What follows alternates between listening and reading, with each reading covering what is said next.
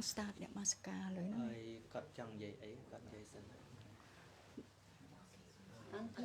ăn thì sơ má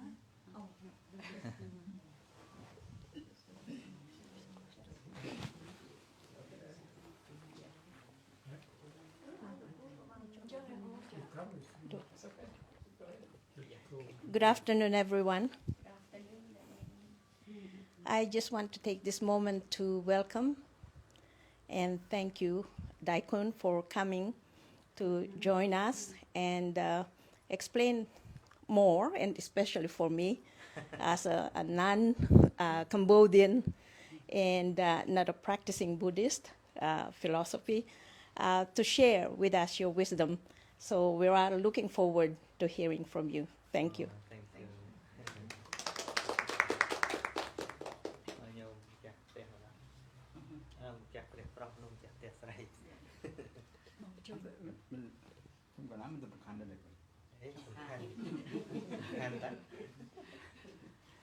Chúng ta đã xong thoại cùng đại quân San Sochea đã bànในmôn mạoทั่วจิตเยอะtrong ការជួបប្រជុំពិភាក្សាគ្នាអំពីធម៌របស់ព្រះពុទ្ធហើយខ្ញុំក៏សូមអរគុណចំពោះញាតិមិត្តទាំងអស់ដែលបានចូលរួមនៅក្នុងឱកាសនេះដែរសូមអរគុណ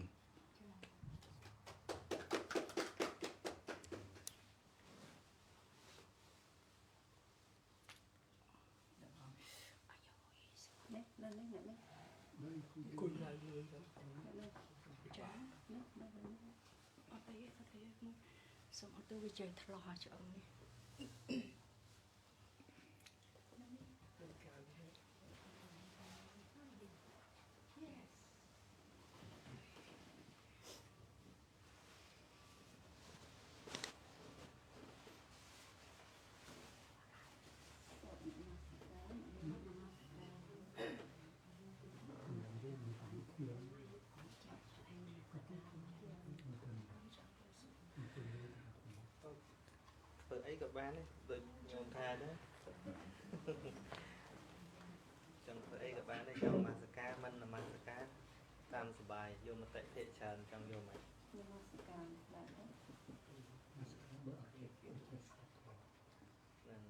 ông nên son là mascara để xem phải nên dừng xem lại chụp nè mấy các bạn ấy mà ở phải bóng chặt lại nó là cái trong ăn mascara bóng chặt lại cái đôi thuốc trong tôi thuốc khi mà trên con chạy về xong tôi làm xong dạ sorry họ đưa tiền chạy công tác cho dạ dạ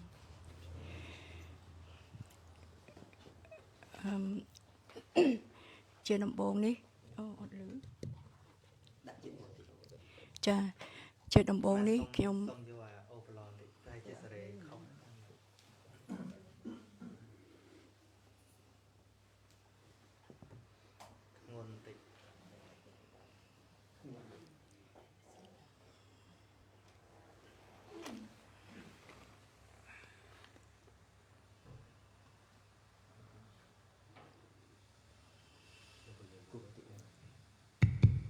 chà đưa chà chà chà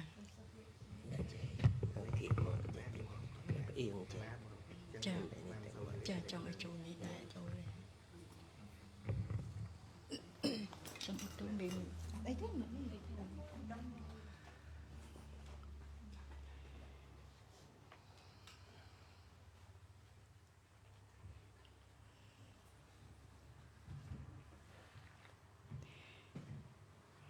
ជាដំបូងខ្ញុំប្រកាសណាសូមក្រាបថ្វាយបង្គំលោកម្ចាស់គ្រូព្រះភិក្ខុវជារបញ្ញោសានសុជាដែលលោកអ្នកដែលជាម្ចាស់គេហដ្ឋាននេះមានសេចក្តីរីករាយនឹងនិមន្តព្រះអង្គមកសម្ដែងពធទេសនានៅផ្ទះលោកប៊ុនអាងហើយនឹងដុកទ័រលឺម៉ាចាហើយខ្ញុំក៏សូមជម្រាបសួរលោកបងជាទីគោរពបងប្អូនទាំងអស់គ្នាក្មួយៗហ្នឹងចា ដោយសេចក្តីគោរពរាប់អានឥឡូវហ្នឹងយើងសូមជួយអ្នកមកសការទាំងអស់គ្នាចាนะโมตัสสะภะคะวะโตอะระหะโตสัมมาสัมพุทธัสสะนะโมตัสสะภะคะวะโตอะระหะโตสัมมาสัมพุทธัสสะนะโมตัสสะภะคะวะโตอะระหะโตสัมมาสัมพุทธัสสะเอติปิโสภะคะวีอะระหังปิสัมมาสัมพุทโธวิจเจจารณะสัมปันโนสุขโตโลกวิทูตราปุริสัตตัมมะสารัตถสัทธาเตวะเมโนสานังพุทโธภะคะวีเตสวะคาโตภะคะวะตาธัมโมสันติทิกาอากาลิกาเอหิปัสสิกาเอาปัญญิกาปัจจัตตังเวปุวิญญูเหสุปฏิปันโนภะคะวะโตสาวกสังโฆอุจุปฏิปันโนภะคะวะโตสาวกสังโฆเยยะปะเดปันโนภะคะวะโตสาวกสังโฆสามัยเจปะเดปันโนภะคะวะโตสาวกสังโฆยะติตังจัตตาริปุริสยุเกียนิอัตถปุริสภะคะวะโตสาวกสังโฆอาหุนัยโยปาหุนัยโยเตเขนัยโยอัญจลิกรนัยโยตรังปุญญเขตังโลกัสสันติตังสุปฏิปันนาติกุณสังยุตตังสังฆังเสรสาเนเมียจะสังฆังอิเมเหสะการะเหอภิโปจะเยมิពុយទៅខ្ញុំកណ្ណាសូមព្រះអង្គឲ្យសិលទៀតណា បាយទេ កណ្ណា ហ្នឹងហើយកុំវែងពេក បាទអញ្ចឹងយើងចាប់ផ្ដើមមកណា កណ្ណាទៀត ជាបឋមសូមនមស្ការគុណកៅទាំង3ដោយសេចក្តីគោរពជ្រះថ្លាកំពង់ខ្ពស់ប្រានពរញាតិញោមពុទ្ធបរិស័ទទាំងអស់ហើយថ្ងៃនេះយើងប្រហែលជាត្រូវនិយាយអង់គ្លេសខ្លះដោយសារញោមចាស់ផ្ទះស្រីគាត់ជនជាតិហ្វីលីពីនហ្នឹងហើយគាត់អត់អាចស្ដាប់ខ្មែរបានជាស្រីអ្នកទស្សនាតាម page first of all I would like to say thank you especially to Lerma and Nyom Ang that have invited me to come for a very delicious food today and I have a discussion regarding on to daily life, the practicing of Dhamma related to our daily life. Before this, we have a short chanting. Actually, it is not the must. It is optional. And during the Buddha's time, people never did this. But the meaning of chanting is only the way that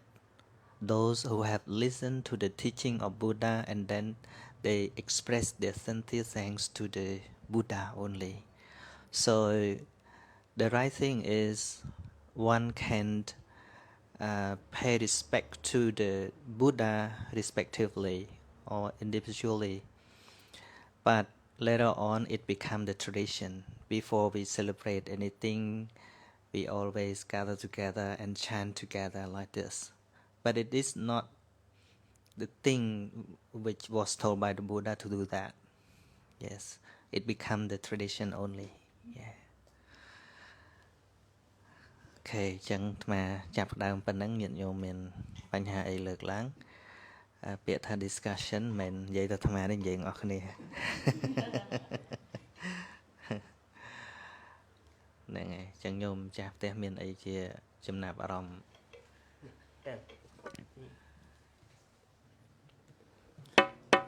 ខ្ញុំបកូនណាបានមើលវីដេអូរបស់ដៃគុណមួយដែលនិយាយអំពីការឈឺចាប់នៅរាងកាយយើងតែយើងរកមធ្យោបាយយ៉ាងម៉េចដើម្បីនឹងគ្រប់គ្រងការឈឺចាប់របស់យើងហ្នឹងហើយប្រសិនបើខ្ញុំកណាចាំមិនច្រឡំទេដៃគុណក្នុងវីដេអូនោះមានតែការថាបើសិនជាយើងឈឺម្រាមដៃយើងទះដៃយើងហ្នឹងដើម្បីយើងភ្លេចអានេះហើយបើសិនជាខ្ញុំកណាមិនយល់ច្រឡំទេបើយើងទះដៃនេះទះដៃខ្លាំងទៅវាឈឺកន្លែងហ្នឹងអាហ្នឹងយើងគាត់ណាយកអាការឈឺចាប់មកកន្លែងយើងផ្លាស់កន្លែងមកកន្លែងមួយទៀតអាហ្នឹងមិនមែនជាការដោះស្រាយបញ្ហាទេទេគុណ temporary កណាតើមានមធ្យោបាយណាមួយដែលអាចធ្វើឲ្យយើងគ្រប់គ្រងការឈឺចាប់តាមរាងកាយយើងបានទេគុណ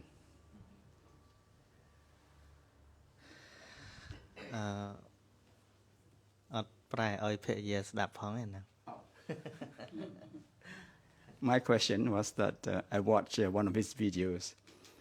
talking about pain, physical pain. And in that video, if I understand correctly, he was talking about if you have a pain in your finger,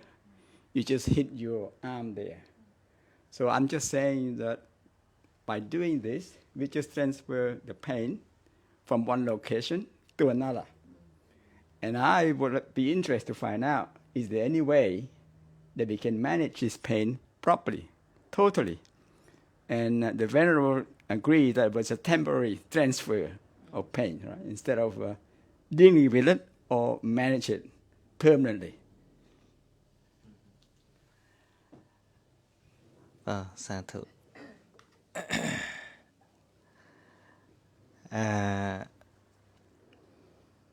បើនិយាយពីហៅថា feeling វេទនានៅក្នុងខ្លួនយើងមាន3ទី1គឺសោមនស្សវេទនា pleasurable feeling or happiness ហើយទុក្ខវេទនា displeasurable feeling or unsatisfactoriness and indifferent feeling ឧបេក្ខាវេទនា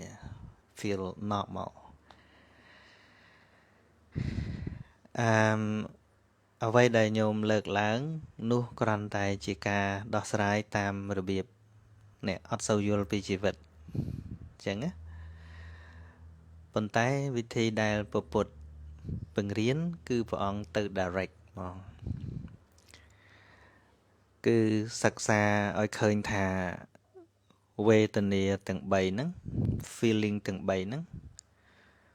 គឺជាអនត្តា condition Dhamma គឺជាសង្ខារធម៌ដែលកើតនៅពេលដែលបច្ច័យរបស់វាគ្រប់គ្រាន់វាកើតឡើងហើយការយល់ដឹងថាសភាវៈទាំងឡាយកើតឡើងដោយមានបច្ច័យហ្នឹងវារួចពីការប្រកាន់ព្រោះអា pain របស់យើង physical pain នឹងក៏ដោយក៏វាអាចដល់ mental ដែរអញ្ចឹងបានមានគេសួរព្រះសម្មាសម្ពុទ្ធថាតើប្រខ័យណាស្របហ្នឹងយើងចង់និយាយពីព្រះអរហន្តដែលអស់កិលេសមានទុក្ខអត់មាន suffering ដែរអត់ព្រះអង្គថាមានតាមរឿងដែលគួរមានរឿងមិនគួរមានលោកអត់មានទេ suffering របស់លោកណាដែលលោកនៅមានជីវិតលោកនៅមាន suffering ដែរនៅមានទុក្ខដែរបានព្រះអង្គលើកឧទាហរណ៍ថាឧបមាថាគេបាញ់យើងមកព្រួញបឹបមកព្រួញនឹងវាខុសគ្នាមួយព្រួញមានពឹសហើយមួយទៀតព្រួញអត់ពឹស chẳng mà tùm hưng để trâu mang máu xua thật tiền pruy miên pứ hai nâng pruy ọt pứ mà trâu mang máu chư đôi khní ấy chư mà plate ở bốn nó cứ chư đôi khní yeah chư đôi khní phần tay pruy để ọt pứ về trâu tần á về chư tần nâng về ọt chìa nằm pứ đom đo là bùa kháng này hai pruy để miên pứ là mỗi về chư mà phưng để trâu hói đọc về năm về chìa về khai là bùa rồi câu về ai pull slap chẳng có ông tra thà ôi ta nơi miền khăn ní bè ra hòn cái đó physical pain nữa nơi tại miền vấn tay vì ọt đo chặt bỏ lốp ấy cứ pain ta ná với pain ta nâng và thà bạn đáy cứ chưa cái lạnh bạn đáy nữa vì ọt miền ban kết thọ ô anh bạn đáy chân dằng mạch từ tiết ô hà na cốt anh trên cho vì ọt chẳng này ngày chẳng tục có về tận này nó maintain tới chư nó vì out of control đây vì mình bên chia thà công trừ chẳng mong ở đây tụi bây chỉ presama samput nó feeling pain nương riêng cái nó có bọn miên thôi mà đã có bên tay đây xa bọn miên sao là bạn này cả kịch cua khơi thà tu pain nó mình khơi thà bọn chỉ nè chứ khơi chỉ phép về tình yêu mà dạng để cả làng phần nọ hạ đôi chuyện đợt tây cái đang vi luôn giờ hayរឿងនេះស្មាធ្លាប់ពិសោធន៍ការថ្មវា appendicitis នេះឲ្យវាអត់ជាហើយការនោះដល់ពេលអត់ជាវាដមុខលបួសទៅពួកថ្មរៀននេះថ្មចង់ពិសោធន៍ថ្មសួរដុកទ័រថាធ្វើម៉េចឲ្យមុខលបួសឆាប់ជាពួកការហ្នឹងថ្មត្រូវនាំ trip មួយទៅឥណ្ឌាបើជា20ថ្ងៃអីទៀតដល់ពេលនាំទៅហើយដុកទ័រហ្នឹងថាអត់អីឲ្យតែគុណក្លាហានឲ្យកណាដេឡើងវិញអត់បាច់ថ្នាំស្ពឹកហើយថ្មវាចង់ពិសោធន៍ថាតើឈឺមែនតែនមាននិយមន័យម៉េចឲ្យពេទ្យធ្វើមែនពេលមានចាក់ថ្នាំអីទេជំមុននឹងដេគេមិនត្រូវយកអាកូនកបិតមួយមកកោសអាមុខរបួសហ្នឹងឲ្យវាអស់អាសាច់ដែលក្រៀមនោះនឹងឲ្យវាអូដូចឈឺមែនណាប៉ុន្តែដល់ពេលវាឈឺខ្លាំងពេកទៅស្មាននឹកឃើញថាឈឺទៅអញអត់ឈឺតែឯងទៅតួឈឺហ្នឹងឈឺតែឯងនេះឈឺតែរូបហ្នឹងទៅអញអត់ឈឺខ្លាំងមែនទេនោះហាក់ដូចជាឈឺហ្នឹងគឺជារបស់ដតីមែនតែសួរតែឈឺឯងឈឺប៉ុន្តែឈឺរហូតដល់អាត្មាឈប់រើដំបូងយើងលមូលជើងលមូលអីចឹងដល់ពេលវាឈឺខ្លាំងមែនទេទៅយើងចាត់ទុកថាឈឺហ្នឹងជារបស់ផ្សេងមែនថាឈឺហ្នឹងអនត្តាមែនជាទុក្ខវេទនាមួយផ្សេងមកវាកើតឡើងផ្សេងពីយើងចឹងអានៅស្ងៀមឡើងពេទ្យឆ្ងល់ Are you okay? Yeah, I'm okay ឡើងភញាក់ពេទ្យសួរយើងហ្នឹងហើយដល់ពេលគាត់ដកក្បាត់ដកអីចេញមកទទួលសម្អាតឈាមសម្អាតអីហើយគេមិនត្រូវដកដេហាបញ្ជុលវាកោងចឹងជ្រឹបដបងដែលយើងអត់ពិចារណានោះដូចគេយកមកលំពេងយកមកចាក់វាត្រូវ3 4 5ជ្រឹបដែរណាហ្នឹងហើយដល់តែទី2ទី3ជ្រឹបទៅវាឈឺមែនបានមកថាអូអា contemplation on feeling ហ្នឹងឲ្យឃើញថាវាជា non self វាមិនមែនយើង very helpful ទោះបីឈឺដល់ថ្នាក់ហ្នឹងហើយក៏ដោយយើងទៅជារឿងមួយផ្សេងពីវាឈឺទៅរឿងបោះឈឺវាមិនមែនរបស់យើងអញ្ចឹងបានព្រះអង្គថាអ្នកដែលចម្រើនចិត្តបានល្អហ្នឹងមិនមែនអត់ឈឺទេប៉ុន្តែលោកអត់ប្រកាន់ថាលោកអ្នកឈឺឃើញទេប៉ុន្តែបើសិនជាប្រកាន់ថាគេចាក់អញគេដោតអញអាហ្នឹង double ឈឺឬក៏កាន់តែឈឺឡើងកាន់តែខ្លាចឡើងអញ្ចឹងព្រះសម្មាសម្ពុទ្ធព្រះអង្គអត់មានវិធីដូចអាត្មាប្រាប់នោះទេអត់មានថាបើឈឺនេះថែមអាតនេះមកបើឈឺតនេះម្ដងអីហ្នឹងអាហ្នឹងអត់មានវិធីពុទ្ធវិធីអាត្មាទេអាហ្នឹងបើវិធីព្រះអង្គគឺថាទោះបីជាវាសុខវេទនាជា pleasurable feeling ក៏កំណត់ដឹងថានេះគ្រាន់តែជាវេទនាមួយយ៉ាងមិនមែនយើងទៀត hãy đấy ban xong bay thà happy nắng bọn ở khơi thầm mền dần đấy cả này dần chọp chỉ mùi nâng ảnh nắng chọp mùi nắng có hạt nào mày cào tục đại bởi bạt ảnh nắng dần sợ đài vậy nhé hay displeasurable feeling có chăng đây có ở khơi thầm mền dần đây nè này bà cả này dần bà can thà dần chỉ nẹ chứ cứ với chư thèm bà mô chư thèm nợ bê đại dân chạy thiệt nâng đạch bị khnia tới cứ chui bàn UPK ក៏អញ្ចឹងអីក៏អញ្ចឹងនឹងវិធីដែលប្រពុតឲ្យយើងចម្រើនរឿយឲ្យឃើញថាគ្រប់យ៉ាងជាអនត្តាតែឈឺវានៅតែឈឺក៏ប៉ុន្តែវាអត់ឃើញថាយើងជាអ្នកឈឺអាហ្នឹងជាការរំដោះខ្លួនយើងនឹងអញ្ចឹងខ្ញុំបកផងទៅ He want me to translate for you. It's very deep. For me, it's very difficult for me to translate. He's talking about non-self. Yes. And the physical pain you have, right? It's still painful. But if you were able to isolate yourself from yourself to a non-self time, then the pain is there. But you accept it. It doesn't hurt that much. I understand a little bit of what he's saying. Yeah. Because Yeah. from a point of view, when you're talking about pain and For the benefit of the reader. when you're talking about pain, the example that you gave about having a pain in the finger and hitting your arm, so the pain transfers there. But in logic, it actually blends together the pain.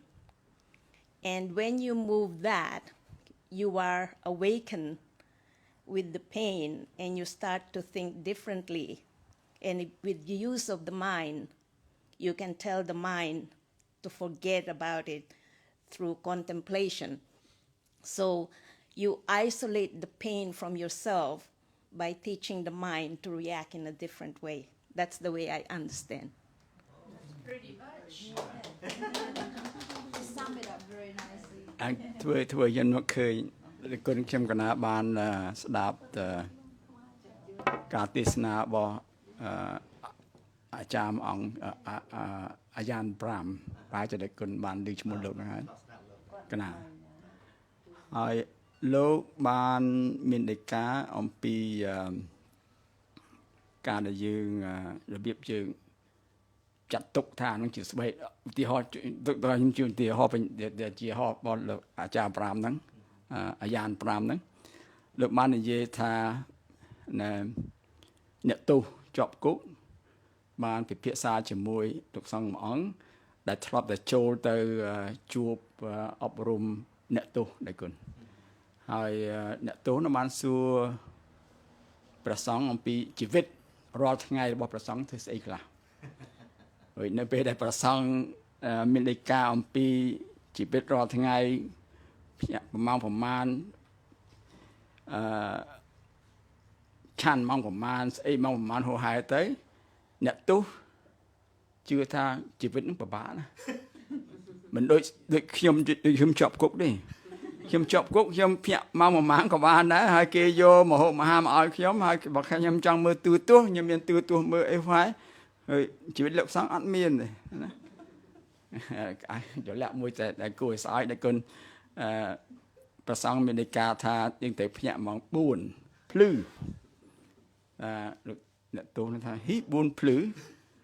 ខ្ញុំលួងភ្លឺខ្ញុំពោលលក់ស្រួលតែអូមែនទេមែន4ភ្លឺមិនយើងត្រូវតែ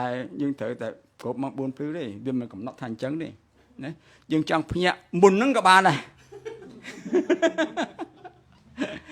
និយាយខ្លីទៅបានលោកអាចារ្យ5បាននិយាយថាយើងសង្កេតឃើញថាអ្នកដែលនៅជាប់គុកជីវិតស្រួលហើយហើយដល់អំពូននឹងចង់ចេញហើយជីវិតរបស់ព្រះសង្ឃនៅតាមវត្តហ្នឹងពិបាកហេតុអីក៏មានអ្នកខ្លះចង់ចូលនិយាយរឿងមួយជីវិតស្រួលចង់រត់ចេញ មួយទៀតជីវិតពិបាកតែមិនរត់ចូលស្វាហេតុមិនអញ្ចឹងណាគាត់អាចារ្យ5នោះគាត់ស្វាហេតុមិនអញ្ចឹងហេតុគឺអញ្ចេះគឺអ្នកទោសហ្នឹងក្នុងចិត្តគាត់ហ្នឹងគាត់មិនអញ្ចឹងនៅក្នុងហ្នឹងគាត់មិនអញ្ចឹងនៅកន្លែងហ្នឹងគឺអ្វីដែលគាត់មិនអញ្ចឹងធ្វើប៉ុន្តែនៅវត្តហ្នឹងគឺអ្នកដែលនៅវត្តហ្នឹងគឺកន្លែងដែលគេចង់ទៅមកវាស៊ីសងចិត្តយើងនេះចិត្តយើងចង់ទៅឬចង់នៅអាហ្នឹងហើយដែលធ្វើឲ្យជីវិតយើងវាទៅតាមហ្នឹងហើយប្រសិនបើយើងជឿថាយើងចង់នៅនឹងហើយវាអត់មានជាបញ្ហាទេឧទាហរណ៍មួយទៀតដែលអាយ៉ានប្រាប់បានឲ្យនេះគុណនិយាយអំពីអ្នកដែលមានជំងឺមហារីកតែគេថាកំណត់ថាច្បាស់ទាំងស្លាប់ក្នុងករណីហ្នឹងអ្នកជំងឺហ្នឹងត្រូវសម្រេចចិត្តណាប្រសិនបើអ្នកជំងឺទទួលស្គាល់ថានេះជាជំងឺមិនជាបញ្ហាទេណាស្គាល់ការពិតណាសម្រាប់តខ្លួនមិនជាការពិតទេប៉ុន្តែប្រសិនបើអ្នកជំងឺមិនទទួលស្គាល់នឹងការពិតចេះតែសួរថា why me ហេតុអីបានទៅធ្លាក់មកខ្ញុំហេតុអីបានជាខ្ញុំត្រូវទទួលអាជំងឺហ្នឹងអាហ្នឹងបញ្ហាធំធ្វើឲ្យជំងឺហ្នឹងកាន់តែដាបឡើងកាន់តែទុនទាបឡើងដែរគុណហើយខ្ញុំក៏ដល់ស្ដាប់ទៅហាក់ដូចជាមានហេតុផលសមហេតុផលច្រើនណាស់ដែរគុណបាទអាហ្នឹងបាទអាយ៉ាន5មានន័យការអំពីថាយើងស៊ីសងយើងនេះយើងចង់ឬមិនចង់តែយើងចង់អត់អីប្រហែលទេស្អីក៏ដោយតែយើងចង់អត់អីប្រហែលទេតែយើងមិនចង់ទេទៅបញ្ហាហ្នឹងណាតែយើងមិនចង់បញ្ហាតែយើងព្រមកណាព្រមបើយើងព្រមអត់មានបញ្ហាទេអាពេលយើងមិនព្រមទេដែលវាបង្កើតបញ្ហាហើយគេគួរអស្ចារ្យដែរដល់ស្ដាប់ទេសនាសូមអរគុណព្រោះណាចាមានភាសាពីរឿងឧទាហរណ៍មុនហ្នឹងរឿងជាប់គុកហើយរឿងចូលវត្តហ្នឹងអូខេមានអ្នកចង់សួរលើកសំណួរទេនិយាយបង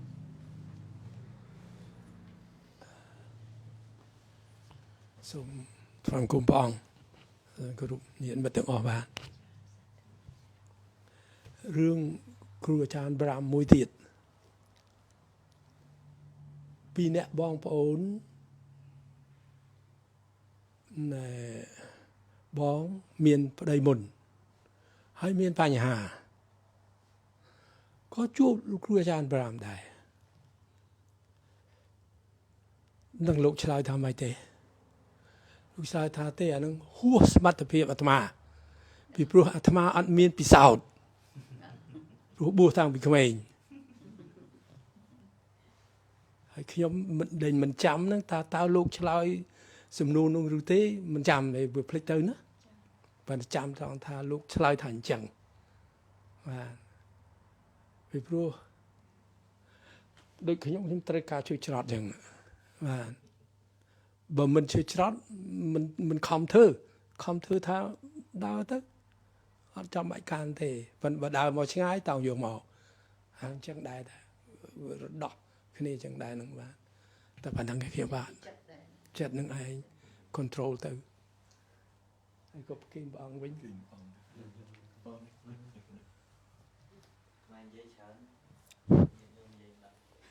ញុំកណាសូមក្រាបថ្វាយបង្គំព្រះអង្គវជ្រៈបញ្ញោសានសុជាដោយសេចក្តីគោរពនិងដោយសេចក្តីកោតក្រែងហើយសូមជម្រាបសួរបងទាំងអស់ដែលជាពុទ្ធបរិស័ទមានវត្តមាននៅទីនេះទៅចង់ភ័យមិនអត់ធ្លាប់កាន់អានឹងញឹកដែរតែមិនសូវភ័យដល់ថ្នាក់ហ្នឹងតាមពិតទៅកណាថ្ងៃរីករាយសប្បាយចិត្តដោយបានជួបព្រះអង្គផ្ទាល់ដែលកន្លងមកជាប់ឃើញក្នុង YouTube អញ្ចឹងទៅក្នុងបណ្ដាញសង្គមហើយធ្លាប់បានស្ដាប់តាំងពីព្រះអង្គមានពាក្យពេចន៍លើកដាក់សេចក្តីផ្ដើមសេចក្តីបញ្ចប់ឬក៏អីតាមវោហារស័ព្ទតាម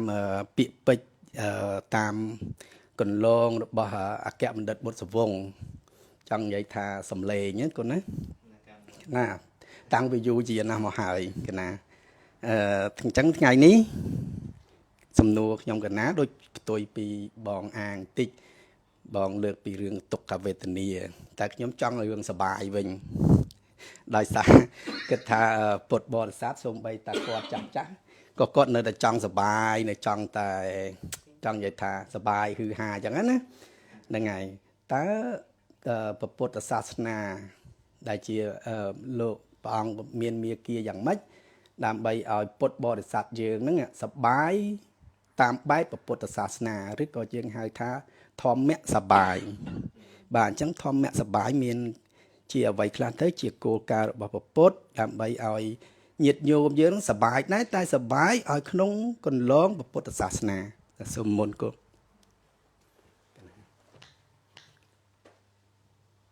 បាទសាធុតាមពិតពុទ្ធដឹកនាំយើងឲ្យសបាយហ្នឹងឯងពឹងខណ្ឌថាសបាយវាខុសពីនិយមន័យយើងឲ្យ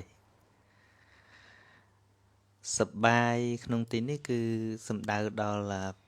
ចិត្តយើងវាpure ចិត្តស្អាតចិត្តវាអត់ depress ចិត្តអត់ anxiety អីហ្នឹងវាអត់ depression ទេហើយសបាយហ្នឹងមានច្រើនមានដើម្បីឲ្យជីវិតហ្នឹងវាស្រស់ស្រាយទៅបានហ្នឹងវាអាស្រ័យកត្តាខាងក្រៅផងកត្តាខាងក្នុងផងតាមព្រះអង្គសម្ដែងមកទី1មានសុខភាពសំខាន់ណាបើអត់មានសុខភាពទេវាពាក់ព័ន្ធរាងកាយនឹងដែរបើអត់មានសុខភាពជាទីសប្បាយពាក្យថាសុខភាពជាទីសប្បាយមានតែសុខភាពល្អហ្នឹងហើយបើឈឺហើយវាអត់សប្បាយទេវាអត់ស្រួលទេហើយទី2មានអាហារជាទីសប្បាយមានន័យថាអាហារហ្នឹងមានសារធាតុចិញ្ចឹមល្អវាឧបត្ថម្ភដល់រាងកាយកុំឲ្យឃ្លានផងហើយមានដូចhealthy food ណាដូចសម័យពលពតអី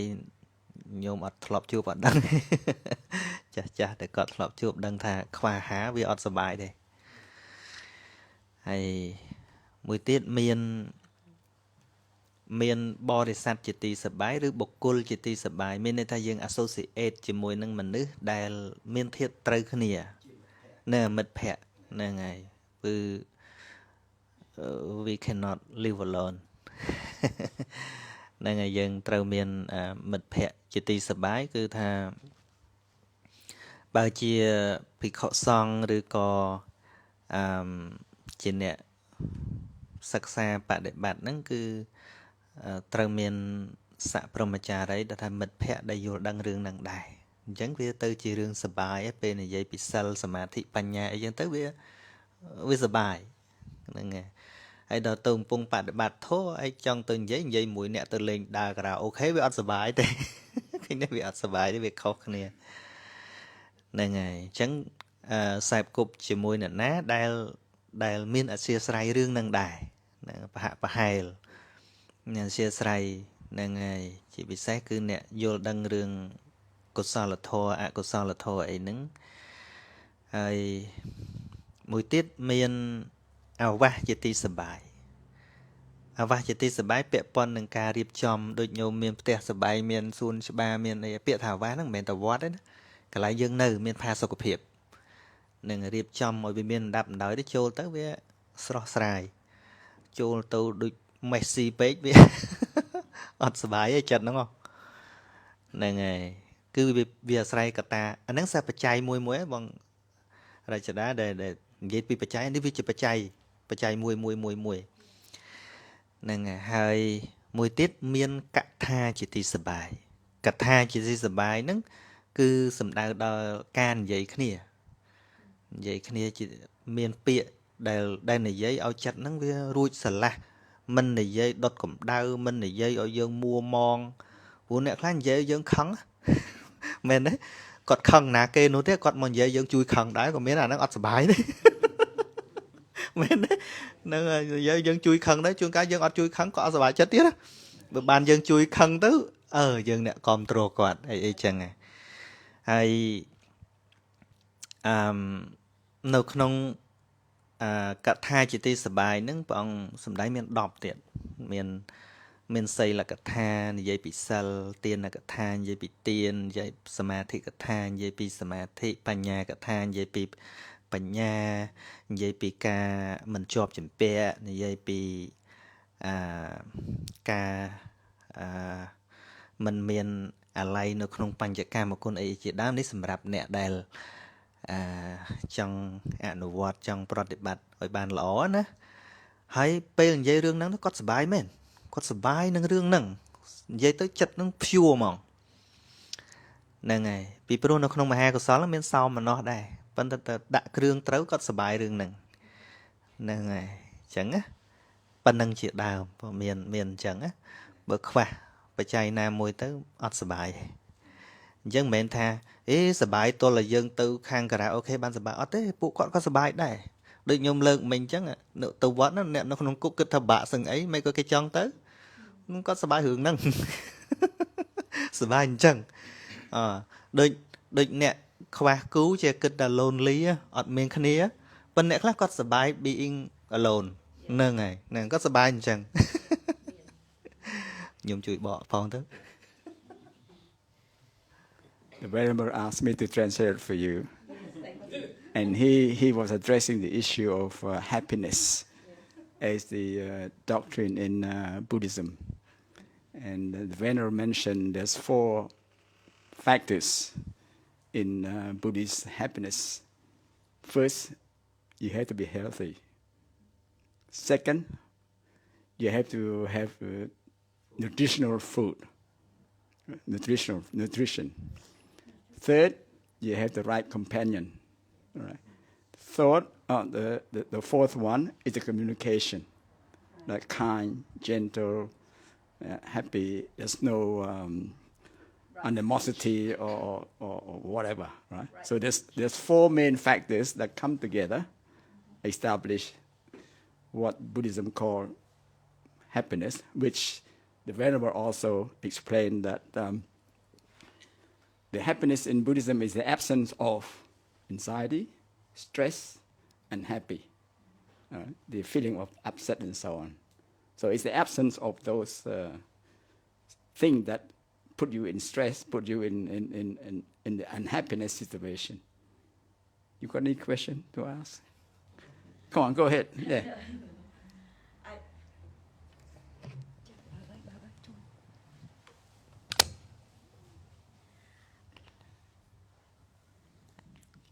Probably it's not a question, but maybe a comment that I think in all religions, if I would classify Buddhism as a religion rather than a way of life in this discussion, I think they're all teaching the same things. So there's a similarity in what we believe as Christians. I suppose a branch of the question that maybe I will ask is that in all those 4 things, there is a mention of relationship. But I have a little difficulty understanding attachment in a relationship when you're supposed to be detached. Because in the Christian way, we are taught about love. And I was wondering whether Buddha has mentioned anything about love in a relationship and how it came to detachment or attachment when we talk about relationships. Thank you. Okay, thank you for a very beautiful question.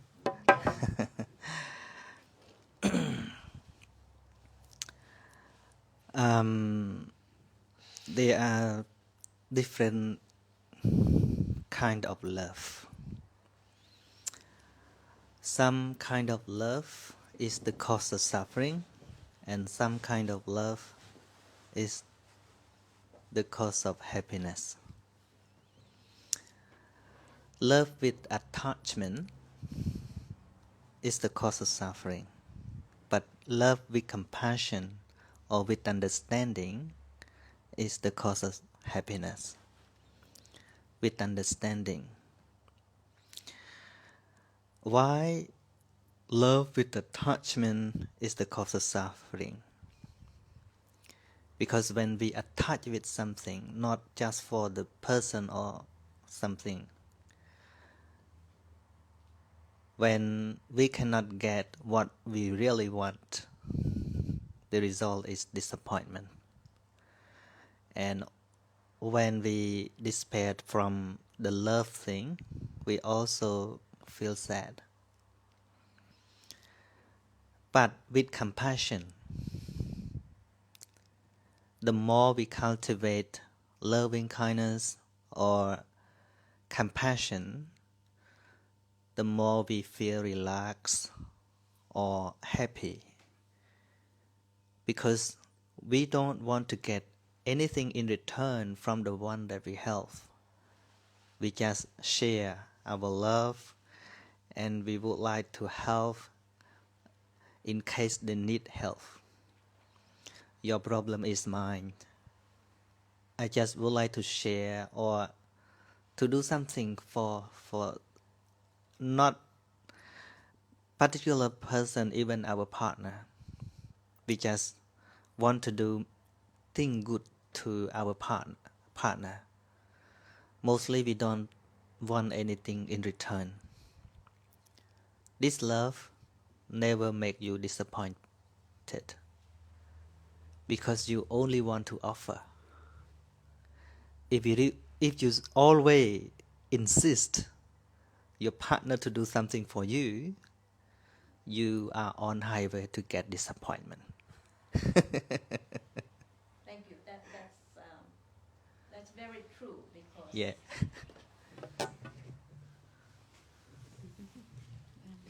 Thank you. It's very true because in a relationship, it's supposed to be giving, and compassion in there comes when you don't worry too much about what you're gonna get back from the person. I think I can understand better now because the attachment can come back and forth depending on how you feel within a relationship. So that relationship requires a working together. Nobody gets anything from somewhere to be given in a relationship, but it's the work between the two persons who love one another. So in some ways, can I say that love could also be a service with compassion? Thank you. Can I say something too, please? Yeah, sure.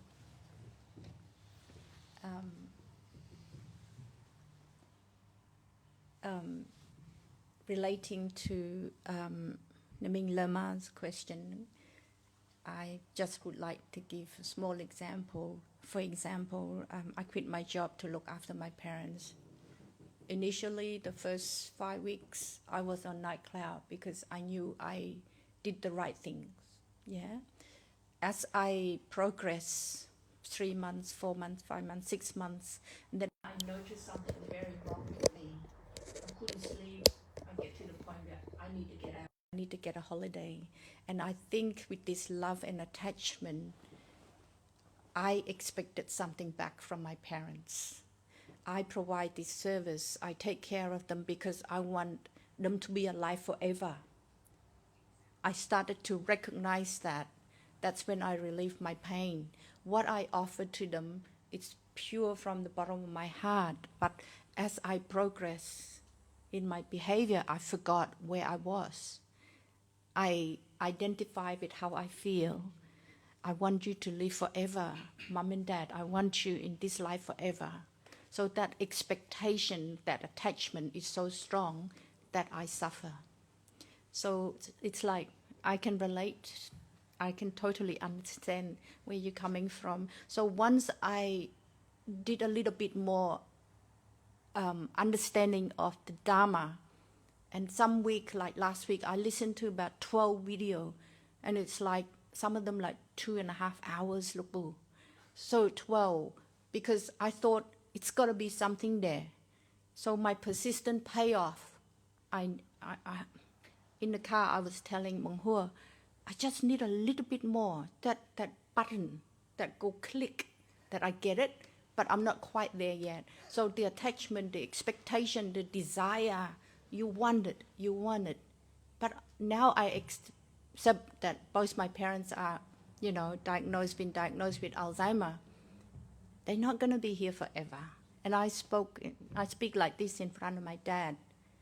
because I don't understand why you're not afraid of dying. Mom and dad not like that. They said I had lived more than 80 years. Dad's nearly 90, mom's heading mid-80s. So it took me a while to detach myself from that desire, that conditioning that's happening for so long. And, without Dhamma, I believe I would suffer a lot. But before that, Auntie Lerma, I listened to Joel Osteen on YouTube. I think it's either Catholic, because I don't understand Khmer very much. So that's God. I listened to many, many, many years at night by myself, many, many years. And then when I compare it to Buddhism, there's a lot of goodness in believing God as well. The teaching runs very similar. And I think that's what helped me to understand that and to understand Buddhism, and what helps me. And it's your Dhamma that you always said, I'm not a religion, I'm practicing Dhamma, and I would like to teach Dhamma. So you teach us to be more independent, love ourselves, love our neighbors, loves life, because life's too short. That's all I want to say.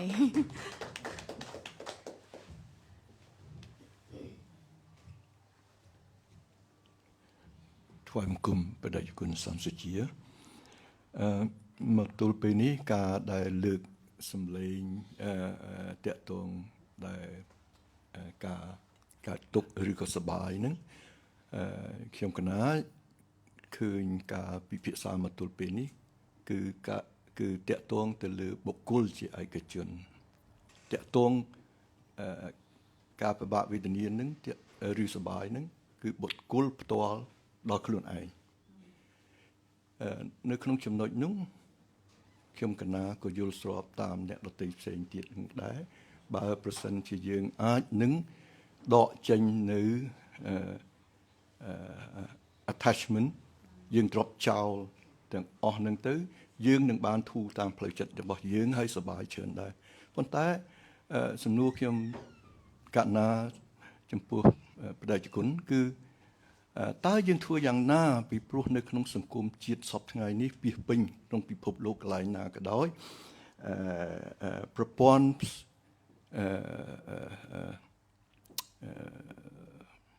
សពផ្សាយផ្សេងនានានឹងវាលឿនរហ័សហើយប្រព័ន្ធទាំងអស់នោះតាក់ទងនឹងផ្លូវចិត្តនិងផ្លូវកាយហាក់ដូចជាជំងឺមួយចេញមកពីខាងក្រៅមកគ្រប់ពេល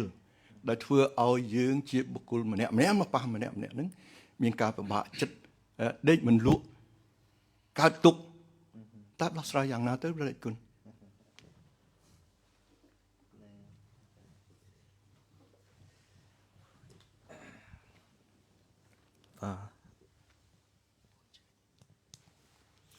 អរគុណខ្ញុំសំណួរល្អ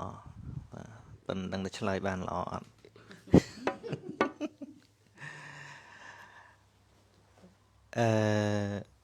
ចឹងបាន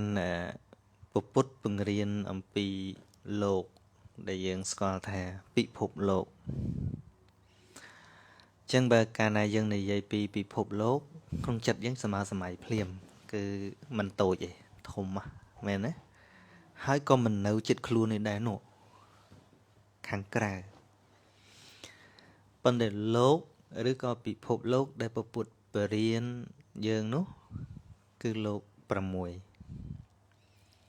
លោកភ្នែកលោកតិចលោកច្រមុះលោកអណ្ដាតលោកកាយហើយនិងលោកចិត្តដូច្នេះទោះបីស្អីច្រើនប៉ុណ្ណាក៏ដោយ Đồng nâng từng ở nó ọt miền chôn máu khóc bị thuê vào mùi nâng này. Thế đấy. Dân bạn miền về khá nâng của ông ọt xâm đánh ấy chào này chùa bị khọ từng lại tới. Và ông thà nẹ từng lại cùi máu tạ thà cút nâng xâm đánh thô từng lại đòn nẹ. Miền này là thô từng nẹ anh đăng tại vào mùi nâng. Chọc thầm vào mùi nâng. Cứ nấy thì chia chấm mó đát cái chật nâng à tụ bây chỉ vật thọ tùm nớp giang na cả đòi xâm rạp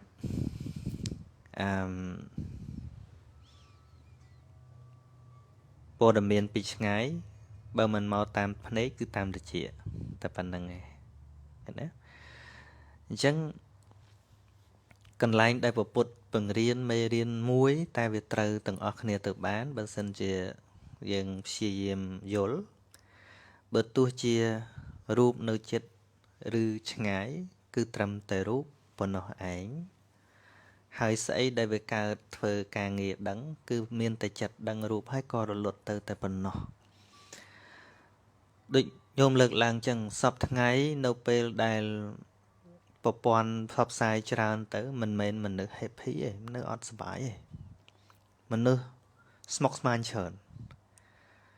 hãy xong bây ta xa đập bò đầm miến nó vì lên chỉ xa đập bò đầm miến nó vì tôi chỉ gossip chờn vì tôi chỉ nhung chờn vì nơi chỉ bầm plơ chờn nè này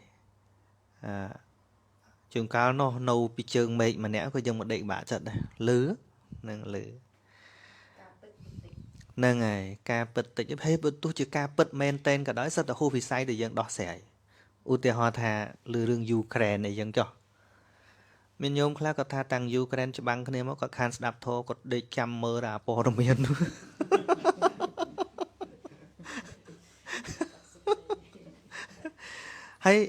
hay tua của bạn còn năng là hôn đó đây mình lộ sẽ anh ta ban chui cái ban tích ấy ót đây bạn cho tầm nè ấy nè không Putin thấy nhé sao ta về hô prom đàn để cực bán á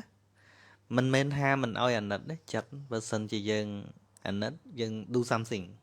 vẫn ọt ban do something good đấy ọt miễn đây là bạn chặt hay khăng Putin là vẫn nó chắc bên nothing for nothing nên ngày chắc ban bọn than trẻ bọn thà bọn xua bị khọ từng lại thàពេលកំឡោះកំមុំជាពិសេសស្ត្រីវ័យក្មេងដែលកំពុងស្រឡាញ់ beauty ខ្លួនឯងសម្រស់ខ្លួនឯងមុននឹងចេញទៅណាមកណាតែងតែឆ្លោះមើលវត្ថុថ្លាមានទឹកឬក៏កញ្ចក់ជាដើមដើម្បី make sure ថាតើមុខនេះវាប្រឡាក់វត្ថុសាំងមងអត់ហើយព្រះអង្គសួរថាចុះបើនាងនឹងឆ្លោះទៅស្រាប់តែឃើញថាមុខហ្នឹងវាប្រឡាក់តើគេក៏បីធ្វើម៉េចណោះវិខក៏ឆ្លើយថាព្រះអង្គកុំថាឡើយដល់នារីកមុំស្រឡាញ់ខ្លួនអញ្ចឹងតែខ្ញុំព្រះអង្គតែឆ្លោះទៅឃើញថាមុខប្រឡាក់មានដើរទៅក្រៅទេហើយត្រូវធ្វើម៉េចត្រូវលាងចេញហើយបានព្រះអង្គថាត្រូវវិស័យអ្នកទាំងអស់គ្នានឹងណាវាមិនមែនជាវិស័យដែលទៅដើរទៅដឹងចិត្តអ្នកដទៃកើតទេអ្នកចូលមើលចិត្តខ្លួនឯងកាលណាអ្នកមើលចិត្តខ្លួនឯងឃើញថាចិត្តនឹងប្រឡាក់ចិត្តនឹងអាក្រក់ចិត្តនឹងអកុសលនៅពេលនោះហេរិអតបៈខ្មាស់បាបខ្លាចបាបនឹងវាចេញមកលៀងអាសភាពកខ្វក់នឹងនោះអ្នកនឹងបានស្អាតឡើងចិត្តនឹងវាលែង stress ហើយប៉ុន្តែអ្វីដែលអ្នកទាំងអស់គ្នាចិត្តទៅវាពិបាកចិត្តមកពីមើលរបស់ខាងក្រៅច្រើនពេកភ្លេចមើលខាងក្នុងពួកមនុស្សជាង7,000 លានមែនទេបើយើងអង្គុយតែនិយាយអង្គុយតែគិតពីគេអង្គុយតែនិយាយដើមគេអង្គុយតែមើលនៅនេះមើលមិនអស់ទេច្រើនណាស់មិនដឹងណាខ្លះនិយាយមកជីវិតនឹងយកអត់អស់ទេប៉ុន្តែរឿងនឹងប្រសើរឡើងនៅពេលដែលមើលរបស់ខាងក្នុងនេះមើលចិត្តខ្លួនឯងនេះហ្នឹងហើយដូចគ្នានឹងអ្នកស្រឡាញ់មុខស្អាតអញ្ចឹងមិនអាចទៅមើលមុខគេស្អាតខ្លួនឯងទេអញ្ចឹងបានព្រះអង្គថាបើស្រឡាញ់ខ្លួនថែខ្លួន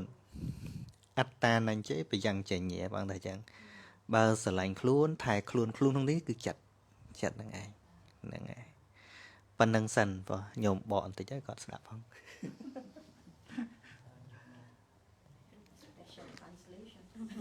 This is another tough issue to translate, okay? So, Long was raising the issue of so many news that he come across in all social media, whatever. There's so many news that cause him some stress or unhappiness. Is that right? And the Venerable explained to him that basically it's how you take it. First of all, that's the outside issue. Nothing you can do about it. So the Venerable mentioned about the sixth way of those input come through you, the IE, as I will discuss with you, right? I explained some of the Apitom book. Nhưng còn áp mình vôចំណុចខ្លះក្នុងសភៅអភិធម្មដែលគុណទៅគ្រូសាខ្ញុំកណ្ដាលណា And those information come through those 6 gates. And if you block them, you just looking inside yourself, you will be a lot happier. You will be better for you. Okay, and we were talking about a Buddha story, you like, and Buddha was asking his disciples, what do you do if you find something that your face got some dirt on it? What do you do? And the disciple said, of course, I will wipe it off, right, to take it off. And he said, you're right, that's correct. But in this case here, whatever inside you're feeling, inside yourself, your inner self, if there's something wrong with it, whatever, it's you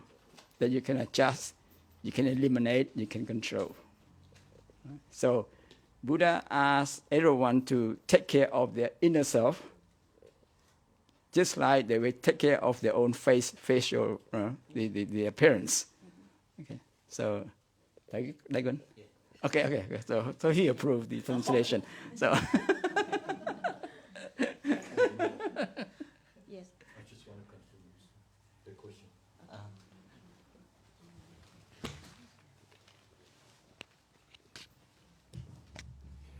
ប្រគុណដែលគុណប៉ុន្តែចម្លើយខ្ញុំកណាននៅមិនទាន់ទទួលបានអស់ចិត្តពីព្រោះក្នុងចម្លើយទាំងអំបញ្ញមិញហ្នឹងធ្វើឲ្យបិទតែមានការបង្រៀនដោយល្អចំបានដែរហាក់ដូចជានៅក្នុងមិនអាចនឹងបន្សាបនៃការកើតទុកនឹងជាទូទៅ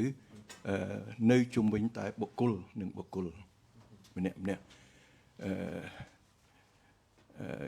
ខ្ញុំកណាយល់ឃើញថាព្រះពុទ្ធសាសនាការតិចតួចហ្នឹងគឺថាព្រះអង្គព្រះពុទ្ធលោកបានបង្កើតធម៌អ្វីទាំងប៉ុន្មានហ្នឹងគឺដើម្បីបង្រៀននិងចែកចាយហើយការបញ្យល់មិញហ្នឹងហាក់ដូចជាមិនទាន់បានចែកចាយទៅក្នុងសង្គមជាទូទៅទេខ្ញុំកណាធ្លាប់នៅក្បែរវត្តគិតនិយាយអំពីជំនាន់ដើមណាគុណណានៅក្បែរវត្តសប្បាយចិត្តត្រជាក់ចិត្តចូលក្នុងវត្តទីធ្លាអារាមស្អាតចិត្តស្រឡះទលាយឪពុកម្ដាយធ្លាប់ចូលវត្តដែរគឺតែនិយាយល្អពីខាងព្រះពុទ្ធសាសនាហើយអ្នកស្រុកអ្នកភូមិសប្បាយរីករាយអញ្ចឹងដូចគ្នានឹងគ្មាននេះហើយចម្លើយដែលខ្ញុំកណាចង់បានហ្នឹងគឺថាតើសាសនាយើងពុទ្ធសាសនាសពថ្ងៃហ្នឹងនៅសម្បូរសិលធម៌ជាទូទៅដែលនឹងអាចធ្វើឲ្យប្រជាពលរដ្ឋទាំងឡាយទាំងគ្រប់វណ្ណៈទទួលយកបាននៃការចែករំលែកទាំងអស់នោះដើម្បីបង្ក្រាបនៅអានេះគេហៅថាដូចយើងអាការឈឺហ្នឹងវាដូចយើង virus COVID អញ្ចឹងណាតើឆ្លងតើយើងអាចសាសនាហ្នឹងអាចមានការបង្រៀនសិលធម៌ជាទូទៅកុំឲ្យម្នាក់គិតថាគិតតែខ្លួនឯងពេកនឹងយកមកចែករំលែកទៅក្នុងសង្គមជាទូទៅបង្រៀនសូត្រ អីចឹងណាគុណខ្ញុំកណាសូមអភ័យទោស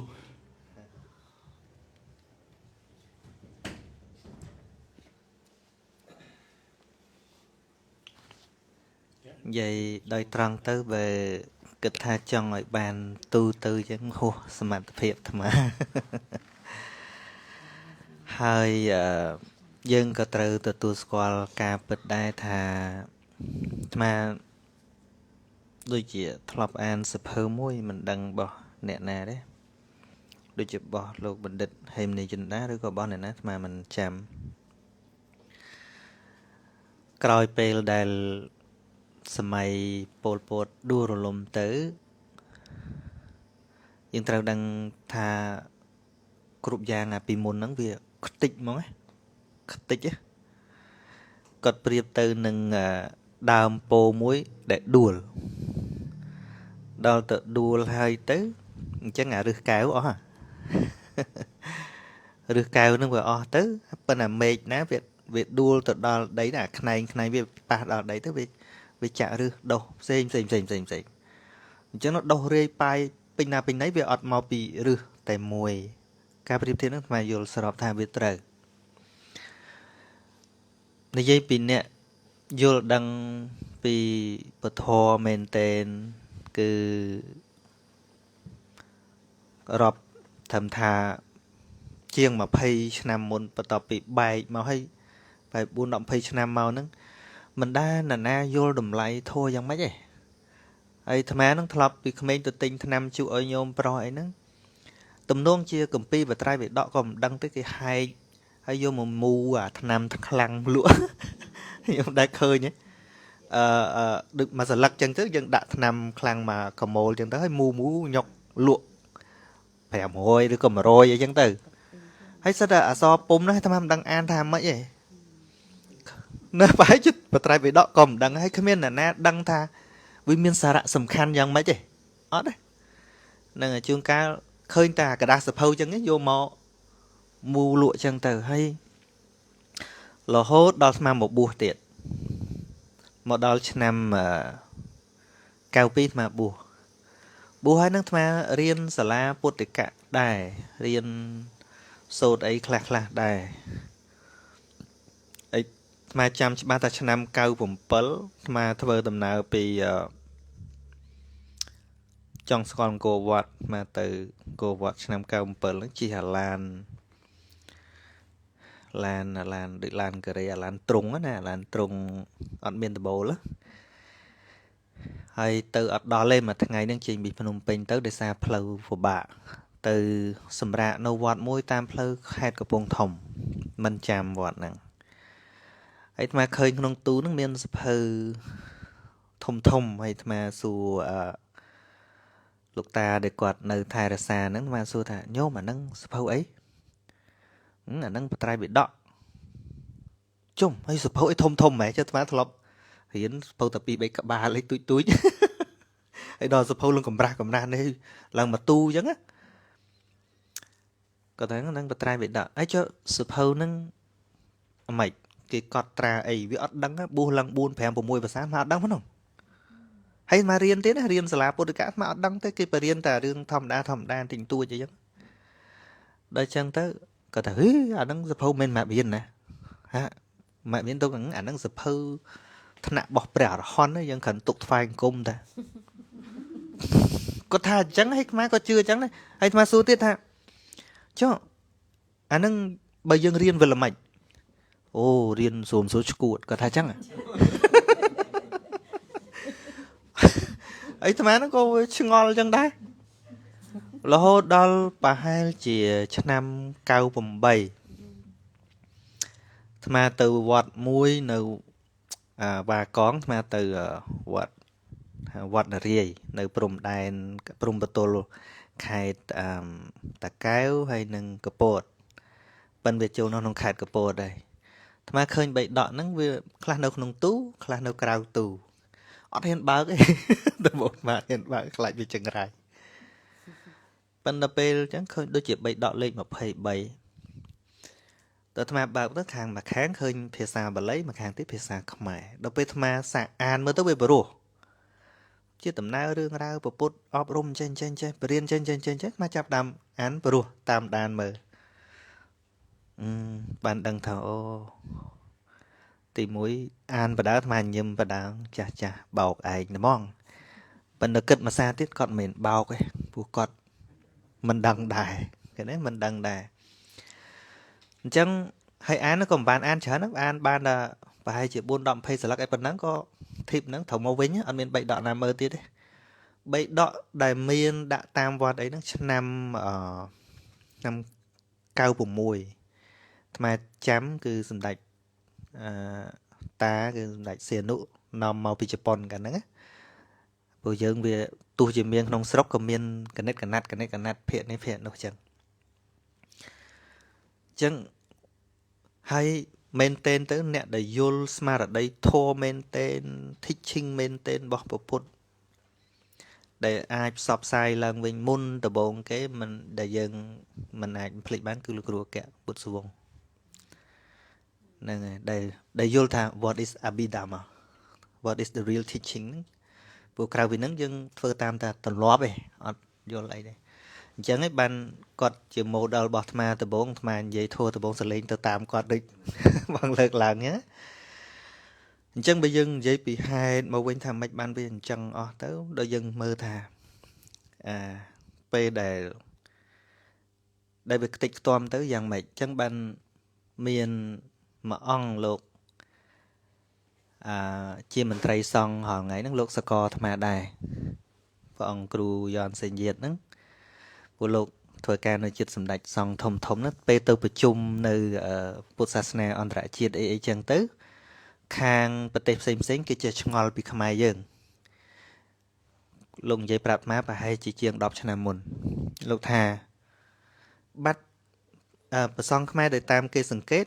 វាមានតែពីរឯងមួយចាស់ពេកហើយក្មេងពេកអាកដាលអត់មានអញ្ចឹងព្រោះមានតែចាស់បួសដូចវ័យសម្ដេចចាស់លឹង8អីអស់ហើយហ្នឹងហើយដល់ចុះទៅពីហ្នឹងមកខ្ទង់លបាក់60លបាក់50លបាក់40នេះអត់មាននៅខ្ទង់20 30អីប៉ុណ្ណឹងហ្នឹងអាលបាក់ចុះវាប៉ុណ្ណឹងឯងព្រោះវាអត់មានអាហ្នឹងវាអត់មានមែនហើយបានលោកថាងបើចង់បានលោកលបាក់ហាចាំ20ឆ្នាំក្រោយអាត្មាអញ្ចឹងយើងក៏ត្រូវទៅសួរស្គាល់ថាវាបាត់អីអញ្ចឹងណាយើងវាពិបាកនិយាយដែរហើយមែនតែនទៅដើម្បីចែកចាយឲ្យបានទូលំទូលាយគឺមានតែ education ទេអាត្មា education is always the best weapon ហើយបើនៅក្នុងប្រព័ន្ធ system ហ្នឹងអត់បានបញ្ចូលកន្លែងហ្នឹងទេគឺដូចយើងមិនបានចាក់ចូលរស័យឈាមអញ្ចឹងដូចអាត្មារាល់ថ្ងៃដែលអាត្មាផ្សាយនេះអាត្មាវាអត់មាននៅក្នុងកន្លែង organ ដែលសំខាន់ណាហ្នឹងសរីរាង្គដែលសំខាន់បំផុតហ្នឹងបេះដូងខួរក្បាលដែលវាអាចបញ្ជូនលឿនណាអញ្ចឹងដល់ដាក់ចំតាណាដែលវាអាចបញ្ជូនចរន្តហ្នឹងទូទាំងកាយហើយអាត្មារាល់ថ្ងៃជាងការនៅចុងដៃនេះវាអត់នៅក្នុង system ហ្នឹងធ្វើបានប៉ុណ្ណាយកប៉ុណ្ណឹងទៅរាល់ថ្ងៃហ្នឹងបាទប៉ុណ្ណឹងឯងបាទណាចង់មានណាចង់សួរទេ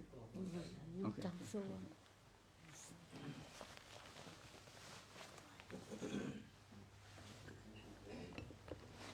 អត់សំណួរគេផ្ញើឲ្យសួរកណាលោកណាលឿនអូខេម្ចាស់គេកំពុងចាំស្ដាប់កណាព្រះអង្គកណាសូមជាបឋមសូមក្រាបថ្វាយបង្គំលោកម្ចាស់គ្រូជាទីគោរពសក្ការៈសូមគ្រប់ញាតិមិត្តបងប្អូនទាំងអស់ណាហើយសំណួរហ្នឹងគឺគេផ្ដាំឲ្យសួរពួកម៉ាក់គេអត់បានមកប៉ុន្តែគេនៅកំពុងតែតាមដានទស្សនានៅក្នុង live តាក់ទងទៅនឹងបញ្ហាគឺចង់និយាយថាមិនចេះខ្ញុំកណ្ដាលនិយាយថាមិនចេះចង់និយាយថាដាក់ចំណាថារវាងមនុស្សក្មេងដែលស្លាប់ទៅនៅវ័យក្មេង ហើយគេតែងតែនិយាយថាធ្វើម៉េចទេអាយុត្រឹមតែដូចថា30អីស្លាប់អញ្ចឹងគេថាធ្វើម៉េចទេស្រែបនគ្នាអស់ប៉ុណ្ណឹងអត់មានរីឯមនុស្សចាស់ដែលស្លាប់ទៅនៅវ័យចាស់ក្រស្លាប់ពេកថាក្រស្លាប់មានកម្មថាតើវារបៀបខុសគ្នារបៀបម៉េចទេព្រះអង្គតើមួយណាដែលត្រឹមត្រូវជាងហើយសំណួរទី2គឺតកតងទៅនឹងការស្លៀកពាក់នៅក្នុងពិធីបុណ្យសពតើស្លៀកពណ៌សនិងពណ៌ខ្មៅតើខុសគ្នារបៀបម៉េចព្រះអង្គតើវាមានប៉ះពាល់អីដែរអ្នកខ្លះគេមានកូននឹងស្លៀកពាក់ខោអាវពណ៌ខ្មៅអញ្ចឹងចូលក្នុងកម្មវិធីសពរបស់ឪពុកម្ដាយអញ្ចឹងគេថាឲ្យអាចារ្យថាមិនល្អទេឲ្យទៅដូរភ្លាមពួកអត់កើតទេតើវាប៉ះពាល់អីដែរព្រះអង្គនៅក្នុងសាសនាពុទ្ធសាសនាឬក៏ទំនៀមទម្លាប់មានពាក់ព័ន្ធអីកណាមានតែប៉ុណ្្នឹងទេព្រះអង្គសូមព្រះអង្គជួយបកស្រាយបំភ្លឺបាទសាធុបាទតាមពិតបើយើងយល់ពីត្រៃលក្ខធម៌គឺអនិច្ចំទុក្ខំអនត្តា impermanent suffering and non self ចឹង life is also anatta it's out of our control no matter how long you want to live វាមិនសំខាន់តែយើងចង់រស់ប្រមាណទេប៉ុន្តែវាត្រូវអស់វាអស់មែនទេហ្នឹងហើយ so នៅក្នុង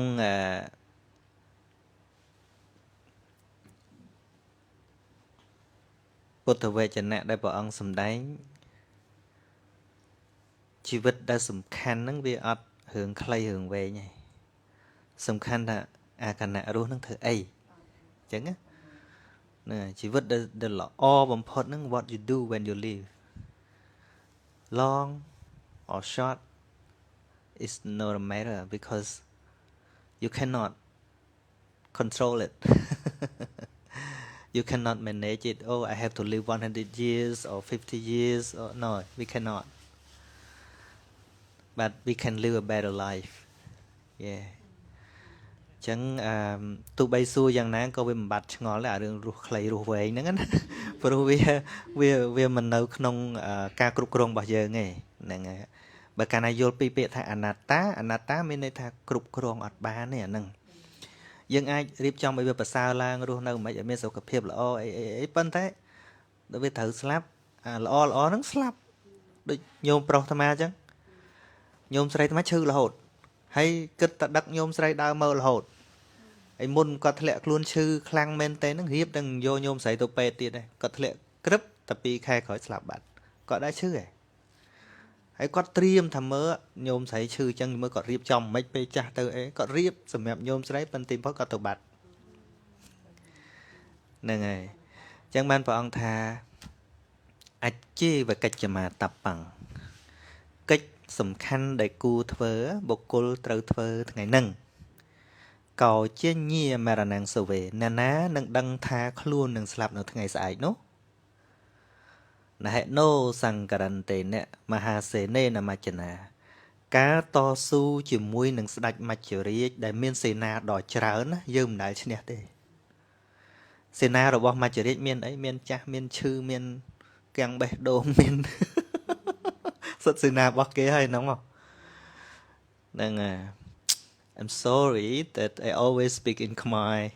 because don't be sorry. I understand and follow up a little bit. So I will always ask yeah tonight. So that's not a yeah problem. so I keep my broadcasting line on there and if you want to know every single part ask him to translate for you yes I will, yes. But I'd like to make a comment on what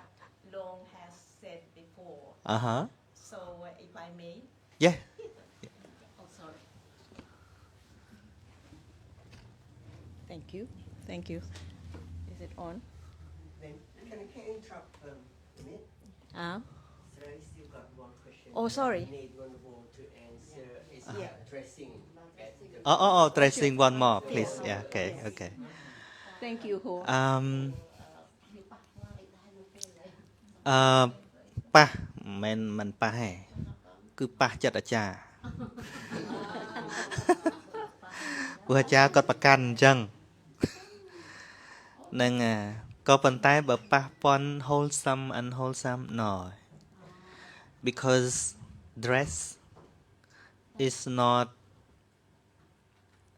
chẳng vậy thay vì ở miền tâyឬក៏អីទេចឹងបានពេលយើងរៀនអភិធម្មទៅច្បាស់ថងថានៅក្នុងគម្ពីរអភិធម្មដំបូងហៅថាកុសលាធម្មា wholesomeness ហើយនឹងអកុសលាធម្មា unwholesomeness ហើយនឹងអព្យាកតាធម្មានឹង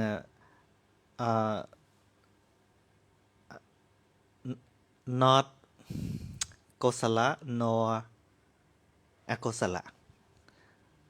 in between អញ្ចឹងចាច់ថាវាជាកុសលឬក៏អកុសលមិនបានទេអញ្ចឹងយើងត្រូវទៅរកថាស្អីគេកុសលស្អីគេអកុសលកុសលណាអកុសលនេះណាអត់រាប់រូបចូលទេសូម្បីតែរាងកាយរបស់យើងក៏មិនមែនកុសលនិងអកុសលដែរមិនបាច់ដល់សម្លៀកបំពាក់ទេណាសូម្បីតែរាងកាយទាំងមូលនេះអត់មានជាកុសលឬក៏អកុសលបាបបុណ្យនេះទេអាហ្នឹងបាបបុណ្យសំដៅទៅលើចិត្ត the mind ឃើញទេកុសលចិត្តមិនកុសលរូបៈទេអកុសលចិត្តមិនអកុសលរូបទេចឹងទូរូបនេះតដែលឃើញអ្នកដែលទៅជួបព្រះសម្មាសម្ពុទ្ធដូរតែការយល់តារាងកាយនៅដដែលមិនមែនទៅដូររូបទេអត់ទេចឹងតួសម្លៀកបំពាក់នេះមិនមែនកុសលធម៌ឬអកុសលធម៌ទេជាអព្យាកតធម៌រូបតួរូបខាងក្នុងក៏ដោយរូបខាងក្រៅក៏ដោយគឺជាអព្យាកតធម៌ធម៌ដែលមិនរាប់ថាជាកុសលឬអកុសលទេហ្នឹងហើយឃើញទេចឹងស្លៀកអីស្លៀកទៅកុំអស់ខ្មាស់គេកុំអស់មិនស្លៀកទៅតែទេទៅវាខ្មាស់គេទៅបានហើយអាហ្នឹងប៉ុន្តែបើគ្រាន់តែថាគេតម្រូវប្រពៃណីម្ចាស់បុណ្យគេចង់បានថាអ្នកចូលរួមបុណ្យគេទៀមទាឲ្យស្លៀកអីជាកតិកាដែលគេបង្កើតហ្នឹងហើយដែលគេកំណត់ហ្នឹងហើយប៉ុន្តែឲ្យទៅជាបាបជាអីអត់ទេហ្នឹងហើយចាំមិនម៉ាត់ប៉ះដែរប៉ះរឿងគេប្រកាន់តាបើគេអត់ប្រកាន់អត់ប៉ះទេហ្នឹងហើយបាទ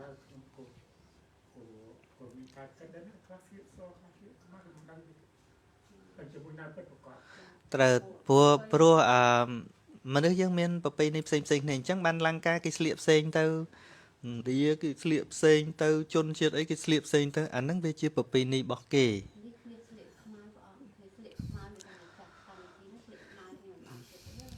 ត្រូវហើយវាសំខាន់តែគេប្រកាន់ឬអត់តែប៉ុណ្្នឹងឯងហ្នឹងហើយបាទត្រូវហើយ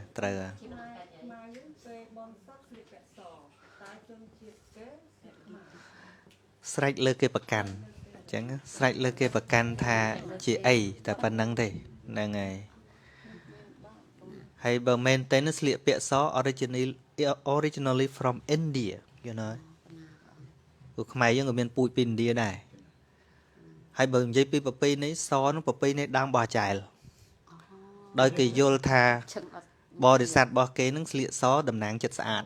បរិសុទ្ធហ្នឹងហើយយើងតាមប្របាទហ៊ុនទៀនអីមកបដាមកក៏កាត់គ្នាទៅ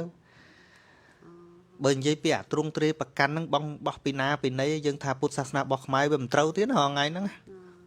បើយើងប្រកាន់ថាបោះនៅនេះបោះនៅនោះចានេះបោះណាមានបោះខ្មែរណាមែនអត់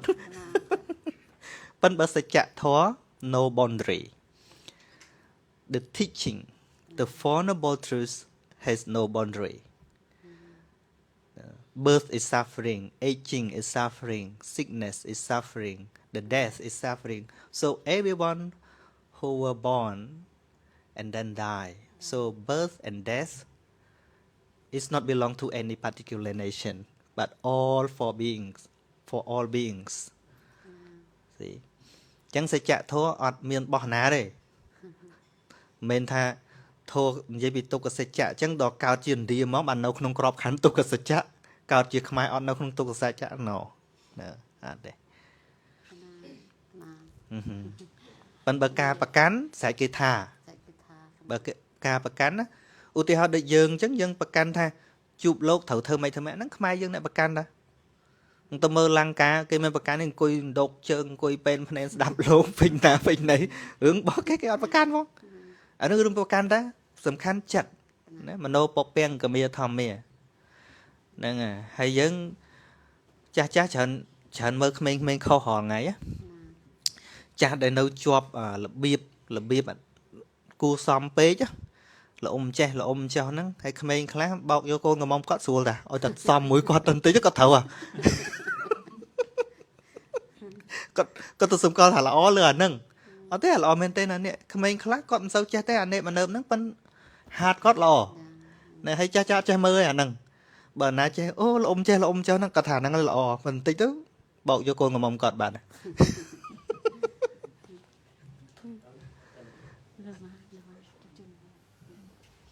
អីគេអាឃើញគេបរហោះមួយគេថាអីរឿង partner ណានិយាយតាមគេទេពិតមិនដឹងទេណាគេថាម៉េចថាបើចង់បានប្តីប្រកែរលុយត្រូវទទួលស្គាល់ពីភាពកអត់កតួមរបស់គាត់បើចង់បានប្តីប្រកែលួងលោមត្រូវទទួលស្គាល់ពីភាពព្រាននារីរបស់គាត់ហើយបើចង់បានប្តីល្អឥតខ្ចោះដល់កុំយកហ្មងនៅនេះលឺមកថាតាមគេណា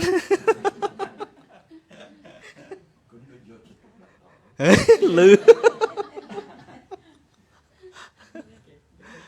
Yeah I don't have a question. I have a response to. Yeah, but thank you for that last comment. It's quite true that there's no monopoly for birth and throughout death. So no one, no religion, no country owns it. So I think your message of living a good life is the true one. I think, and I support that. Regarding Long's comment about as individuals, we receive a lot of stimuli from outside, so we can, I suppose, accumulate a lot of those and cause us a lot of anxiety. One of the questions that they always teach us is, how do we feed, when do we feed our souls? What do we do to cleanse our souls? And in Buddhism, if I'm correct, you are taught, and we are too, about meditation. And in our Christian meditation, we are taught to cleanse our souls by doing that. So I always ask myself, when do you do that? Do you do it when you're already feeling anxious? Or do you do it as a habit that enables you to make your soul clean, in a sense? The other thing that they teach us, which Daikun said about education, is that reflection. That at the end of the day, because we receive so much stimulus and we fill ourselves with other things as well, so internally we have a double wedge of receiving too many things, is that at the end of the day, do we ever ask ourselves what's good and what's not good? And what do we retain? And one of the key things, I think, especially my parents taught us, is not to go to sleep or go to bed with all those things in your mind and in your heart. So reflection for us is basically knowing what you did good, to say thank you, knowing what you did wrong, and to say sorry and to amend what you did wrong. Thank you.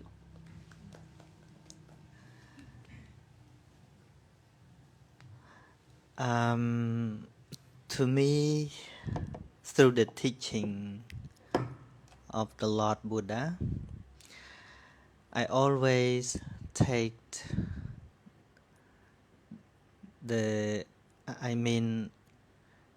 everything which arise to our life through the six doorways, it always arises naturally. We cannot manage it. For example, now you are listening to my speech.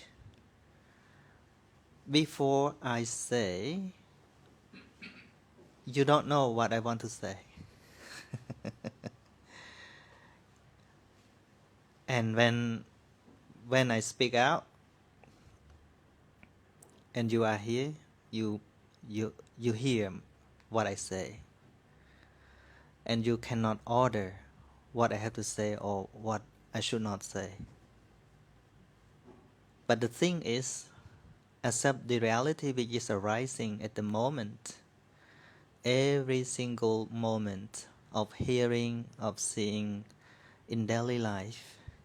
is the way that I always contemplate on. And it is very helpful. So,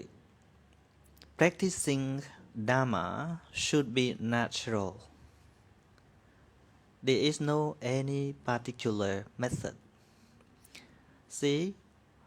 when you want to choose the time to practice meditation, you have to think. You have to manage your time. But actually, if right understanding is developed through listening, thinking, or contemplating on the reality at this moment, again and again and again, it becomes normal in your life. It means the more you cultivate it, the more you understand the reality. And then you don't need to do anything, just accepting the truth which is arising now. It is a very effective way that Buddha taught. It is called Satipatthana. Satipatthana means the awareness of all realities which arising through these six doors. Like now, you see. Normally, you think you are seeing me, but actually, you never see me. The reality, you never see me. Like yesterday, I gave the example. I asked a young woman when I was delivering my speech, and then I asked her to look at me, and then I asked her to close her eyes for around 1 minute. And then, I walked away from my seat, my chair, and then I came back. And I asked her,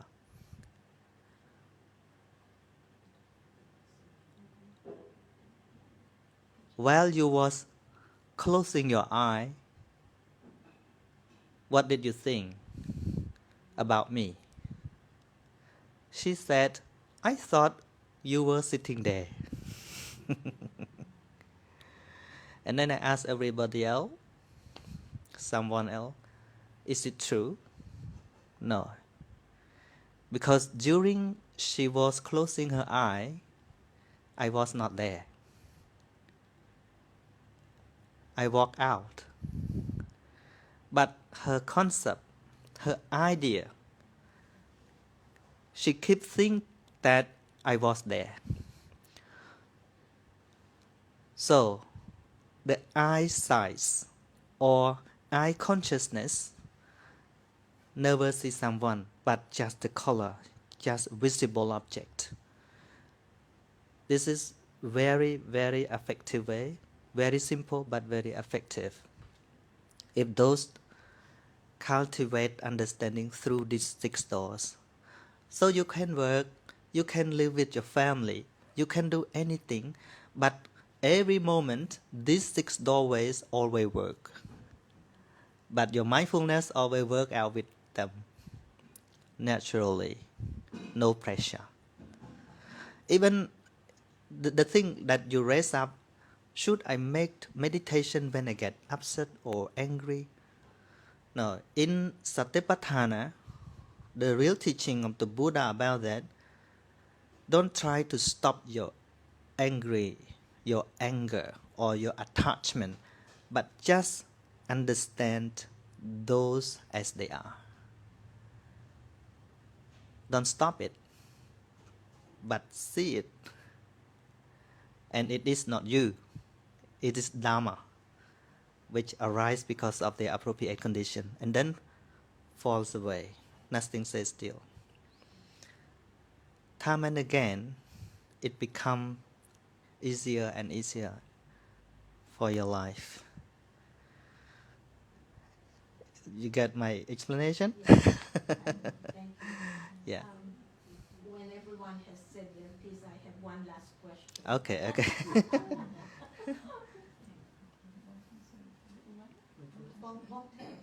The microphone.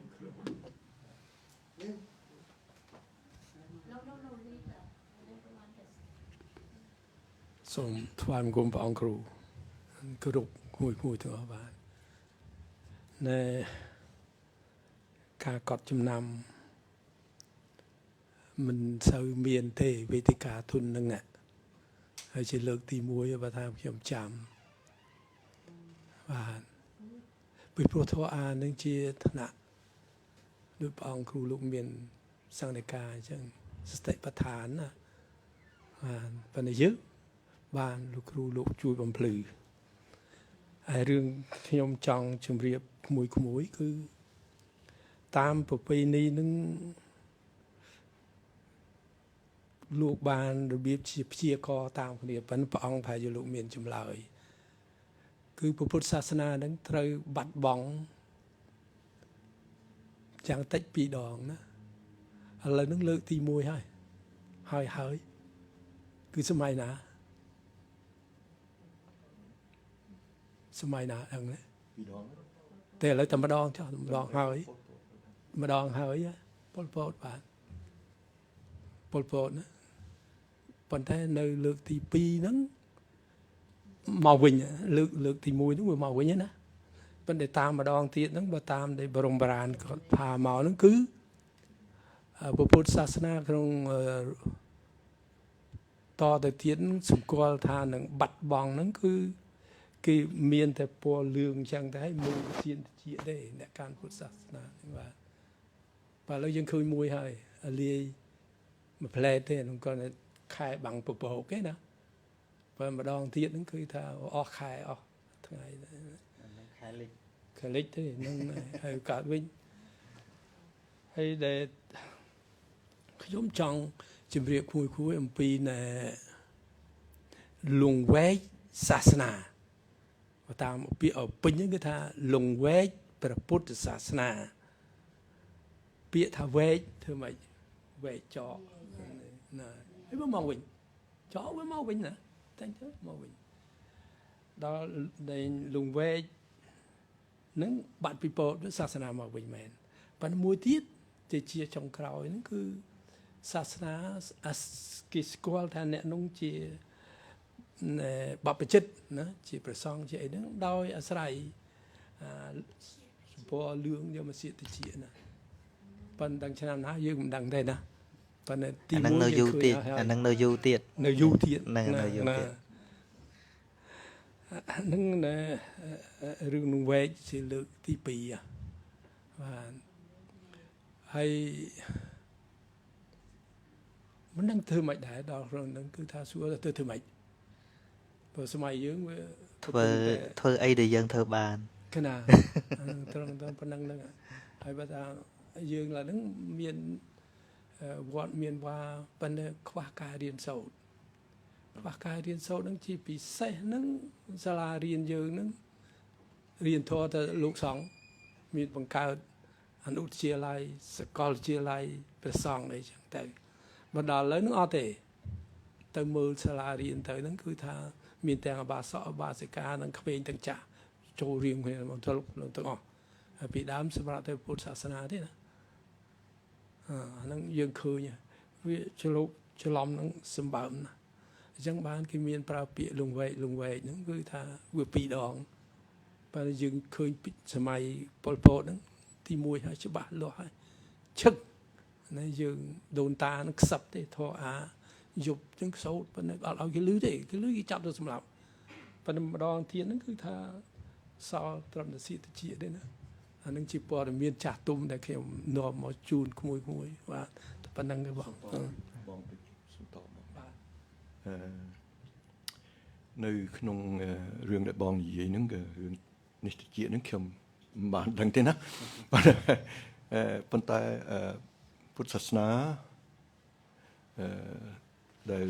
យើងបានដឹងនៅក្នុងសង្គមដែលតមកហ្នឹងឃើញអាចបាត់បង់សម្រាប់ប្រទេសខ្មែរបើយើងអត់មានបន្តនឹងការបង្រៀនចេញមកពីខាងពុទ្ធសាសនាចេញទៅដល់ឧបាសកខ្លះនៅជំនាន់ខ្ញុំកណាយានហាក់ដូចជាជួយចាំផងហាក់ដូចជាមានតែខ្មែររោទេដែលបានបញ្ចូលកម្មវិធីពុទ្ធសាសនាចូលទៅនៅក្នុងឆ្នាំសកុងឲ្យបាអងភ្លេចហើយណាសកុងណាហ្នឹងហើយសកុងហើយខាងសាលា National រដ្ឋអត់មានទេហើយការបង្រៀននឹងក្នុងនេះនឹងអាឡេឡណាខ្ញុំជំនាន់ខ្ញុំកណាហ្នឹងពួកវាឃើញនឹងវត្តអីចឹងហើយប៉ុន្តែឲ្យស្គាល់ស៊ីពេលយូរណាគ្រាន់តែដឹងថាជីវិតអនត្តាអីហ្នឹងគឺតែជីវិតអ្នកឯងមិនមែនអ្នកឯងហ្នឹងគឺរហូតដល់រៀនចប់អីហើយនៅតែមិនយល់ទៀតហ្នឹងប៉ុន្តែអញ្ចឹងដើម្បីរក្សាឲ្យវាមាននៅក្នុងនេះហ្នឹងខាងពុទ្ធសាសនាយើងហ្នឹងគួរតែបញ្ចូលទៅក្នុងកម្មវិធីសាលារៀនខ្លះអញ្ចឹងទី2មួយទៀតដែលពុទ្ធសាសនាហាក់ជាបានទទួលស្គាល់នៅខាងក្រៅស្រុកច្រើនហ្នឹងគឺមិនមែនចេញមកពីខាងពុទ្ធសាសនាយើងនៅខាងស្រុកខ្មែរឬក៏ភូមិដែលជាកន្លែងពុទ្ធសាសនាមែនទេនេះគឺជាការសាបព្រោះរបស់ស្ដេចទីបេដាឡាឡាម៉ាដែលលោកចេះមានរបៀបបញ្យលនៅក្នុងសង្គមពុទ្ធសាសនាដទៃផ្សេងទៀតឲ្យយល់ដឹងអំពីខ្លឹមសារនិងរបៀបរបស់ពុទ្ធសាសនាទៅក្នុងបញ្ចូលទៅក្នុងរឿង meditation អីជាទូទៅហ្នឹងធ្វើឲ្យអន្តរជាតិចាប់ទទួលស្គាល់ឡើងហើយបានយើងនឹងចេះតែក្រោយទៅអ៊ុញសំអញ្ចឹងយើងត្រូវការព្រះគ្រូដែលល្អដូចបដិគុណហើយឥឡូវហ្នឹងខ្ញុំកណាក៏ទទួលស្គាល់ថាព្រះសង្ឃនៅចំនួនក្រោយនេះមានការបញ្យល់បានច្រើនល្អប៉ុន្តែថា20ឆ្នាំមុនគឺពិបាកស្ដាប់ណានឹងគឺអញ្ចឹងដើម្បីបន្តឲ្យកុំឲ្យមានថាធឹមតែអីណាដែលខ្ញុំមិនយល់ផងវាត្រូវតែរៀបចំតាំងពីឆ្ងាយអញ្ចឹងទៅសំឡេងព្រះសង្ឃនៅក្នុងប្រទេសខ្មែរត្រូវតែបញ្ចូលខ្លះទៅក្នុងកម្មវិធីសិក្សាដើម្បីជាសិលធម៌សាបព្រោះសិតតែជាវិន័យល្អដែលយើងគួរតែបញ្យល់ណែនាំតទៅទៀត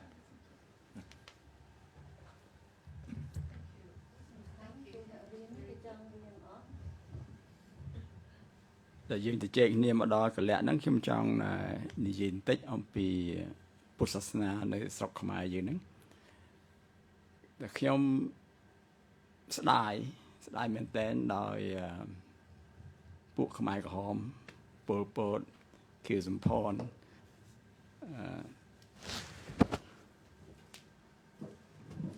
មិនដឹងមិនយល់អំពីពុទ្ធសាសនាតតែសោះហើយបើសិនបើអស់លោកអស់ហ្នឹងដែលមានសញ្ញាបត្រប៉ុណ្ណាហ្នឹងយល់អំពីពុទ្ធសាសនាហ្នឹងគឺអស់លោកអស់ហ្នឹងមិនបាច់ទៅកាប់សម្លាប់មនុស្សកាប់សម្លាប់ប្រជាពលរដ្ឋខ្មែរខ្លួនឯងដល់ថ្នាក់ហ្នឹងនេះពីព្រោះអស់លោកអស់ហ្នឹងប្រសិនជាយល់អំពីការបង្រៀនរបស់ពុទ្ធសាសនាអស់លោកអស់ហ្នឹងគឺអាចកាន់កាប់ស្រុកបានយ៉ាងស្រួលពីព្រោះព្រះពុទ្ធសាសនានិងលទ្ធិកុម្មុយនីសដែលពួកអស់នឹងជឿអត់សូវខុសគ្នាប្រមាណទេ អត់សូវខុសគ្នាប្រហែលទេយើងមើលតាម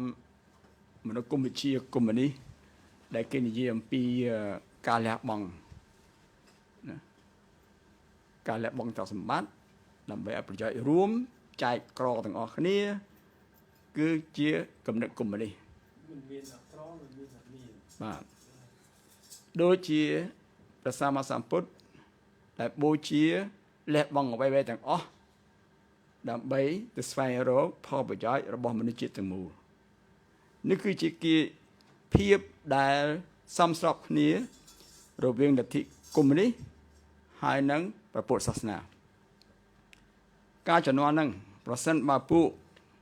ខ្មែរក្រហមទទួលយកពុទ្ធសាសនាយល់ពុទ្ធសាសនាយកមកអនុវត្តទៅតាមពុទ្ធសាសនាទៅយើងមិនមែន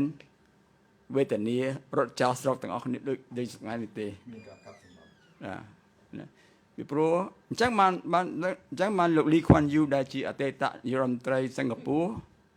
គាត់និយាយចេះបងគាត់និយាយថាពួកខ្មែរក្រហមហ្នឹងវាមានកំណត់ល្អប៉ុន្តែវាភ្លើ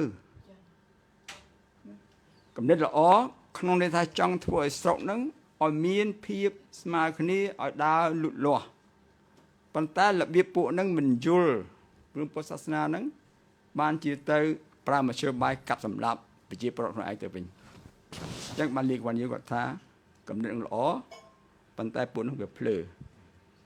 វាយើងពិចារណាមែនតើទៅណាខ្ញុំកណាដែលគុណខ្ញុំស្ដាយដោយពួកហ្នឹងមានសញ្ញាបត្រធំមែនប៉ុន្តែมันបានចេះត្រេះរិះរៀនសូត្រឲ្យគ្រប់ជ្រុងជ្រោយទេណាឃើញតែលទ្ធិកុម្មុយនីសយកមកគឺអនុវត្តទាំងដុលមិនយល់ថាខ្លួនឯងហ្នឹងពុទ្ធសាសនាខ្លួនឯងដែលខ្លួនឯងមានហើយហ្នឹង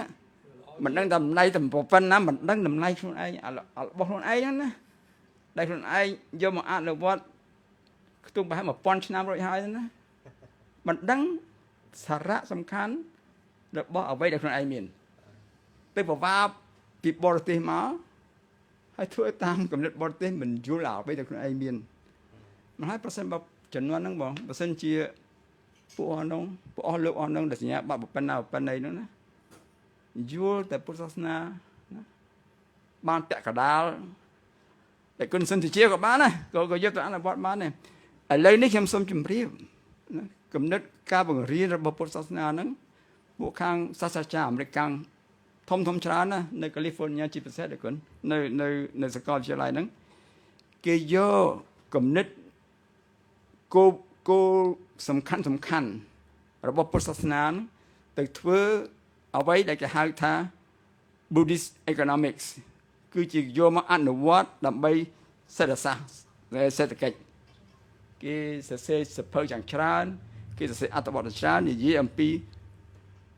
ខ្លឹមសាររបស់ពុទ្ធសាសនាគេអាចយកប្រើមកដើម្បីដោះស្រាយបញ្ហាការប្តូរអាកាសធាតុដោះស្រាយបញ្ហាដែលមនុស្សអ្នកមានអ្នកក្របខុសគ្នាខ្លាំងពេកឥឡូវហ្នឹងណាហើយនឹងដោះស្រាយបញ្ហាផ្សេងច្រើនទៀតដែលគេកំពុងសិក្សាគេផ្សព្វផ្សាយខ្លាំងសម្រាប់ហ្នឹងបើយើងនិយាយអំពីការអប់រំខ្ញុំសូមលើកទឹកចិត្តយើងទាំងអស់គ្នាហ្នឹងរកមើលអត្ថបទដែលគេសរសេរអំពីគុណធម៌អំពីខ្លឹមសារនៃពុទ្ធសាសនាដែលយើងអាចប្រើប្រាស់បានមិនត្រឹមតែសម្រាប់ខ្លួនផ្ទាល់ខ្លួនយើងទេសម្រាប់សង្គមមនុស្សជាតិទាំងមូលទៀតបាទអាហ្នឹងគឺជាការវិវត្តមួយសំខាន់ឡងយើងជាខ្មែរយើងមិនដឹងទេប៉ុន្តែគេបរទេសនេះគេចាប់យកមកវិភាគណាគេមើលថាតើអាចយកមកប្រើប្រាស់ដើម្បីជួយកែអ្វីដែលគេហៅថាយើងទុក្ខៈនឹងវាខ្លាំងពេកអា suffering យើងវាខ្លាំងពេក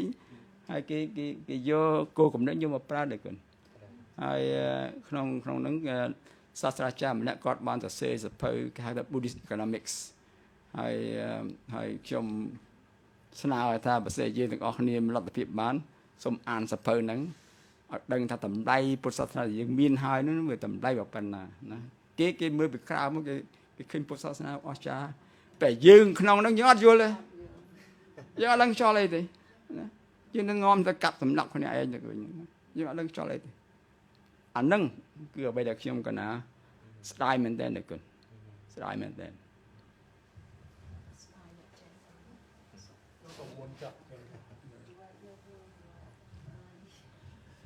បងប្អូនជ្រាបទេតើអង្គការសហប្រជាជាតិគេ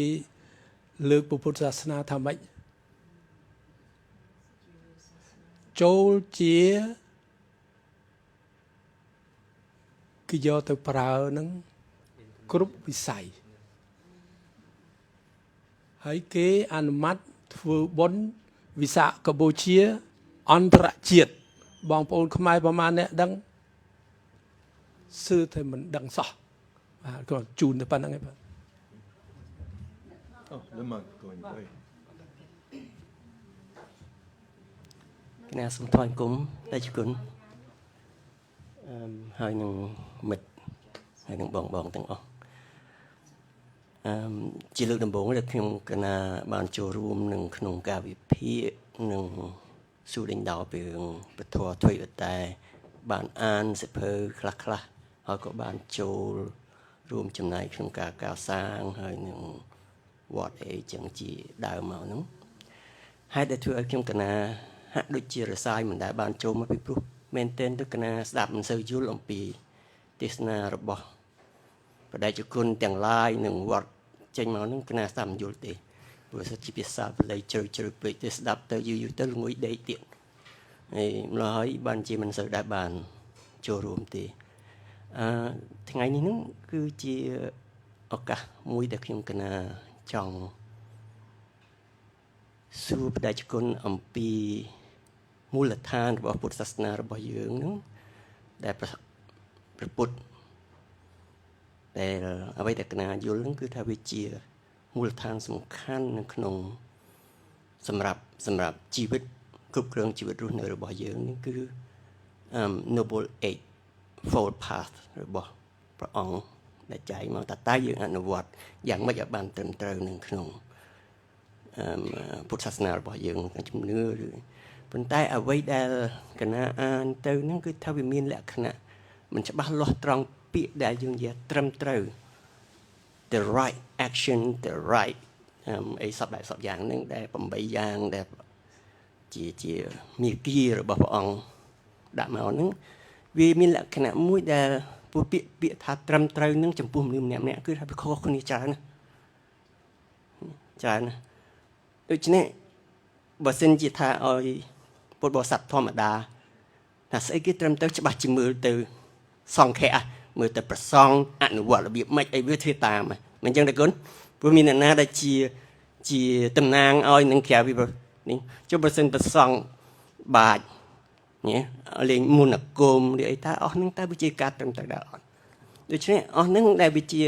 រឿងមួយដែលពិបាកនឹងយល់ថាតើស្អីគេដែលត្រឹមត្រូវចំពោះពុទ្ធបរិស័ទធម្មតាដែលមិនបាននេះនោះ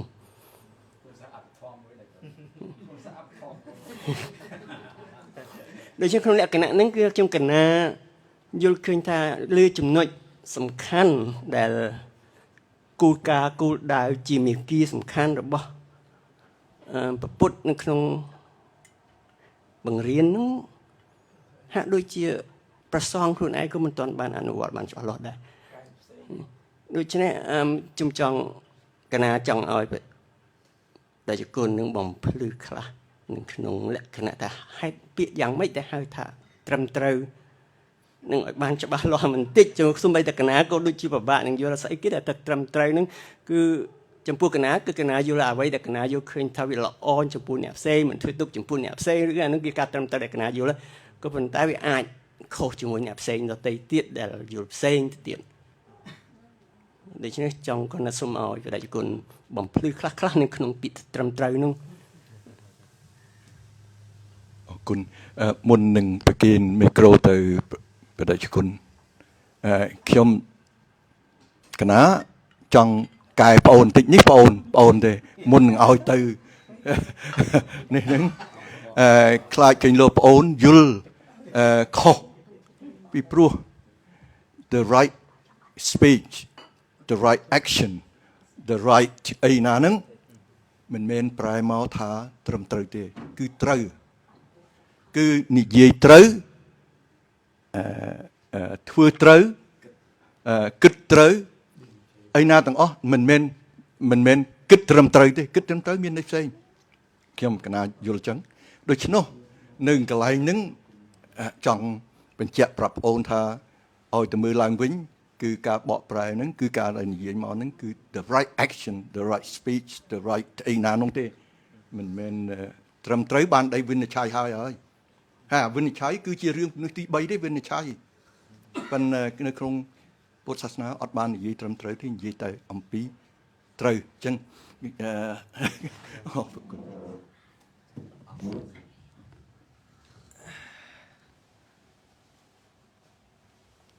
សាធុបាទសំណួរសាល្អ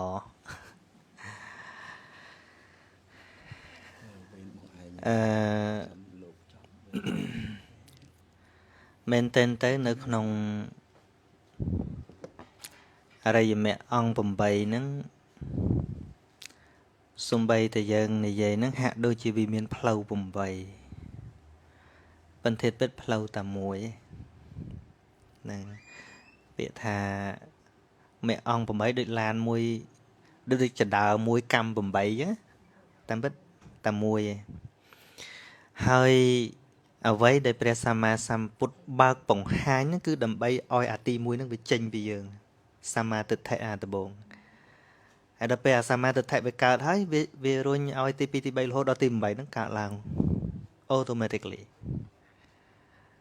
ហ្នឹងហើយប៉ុន្តែគ្រាន់ថាពាក្យសម្មាទិដ្ឋិចាត់ថាជា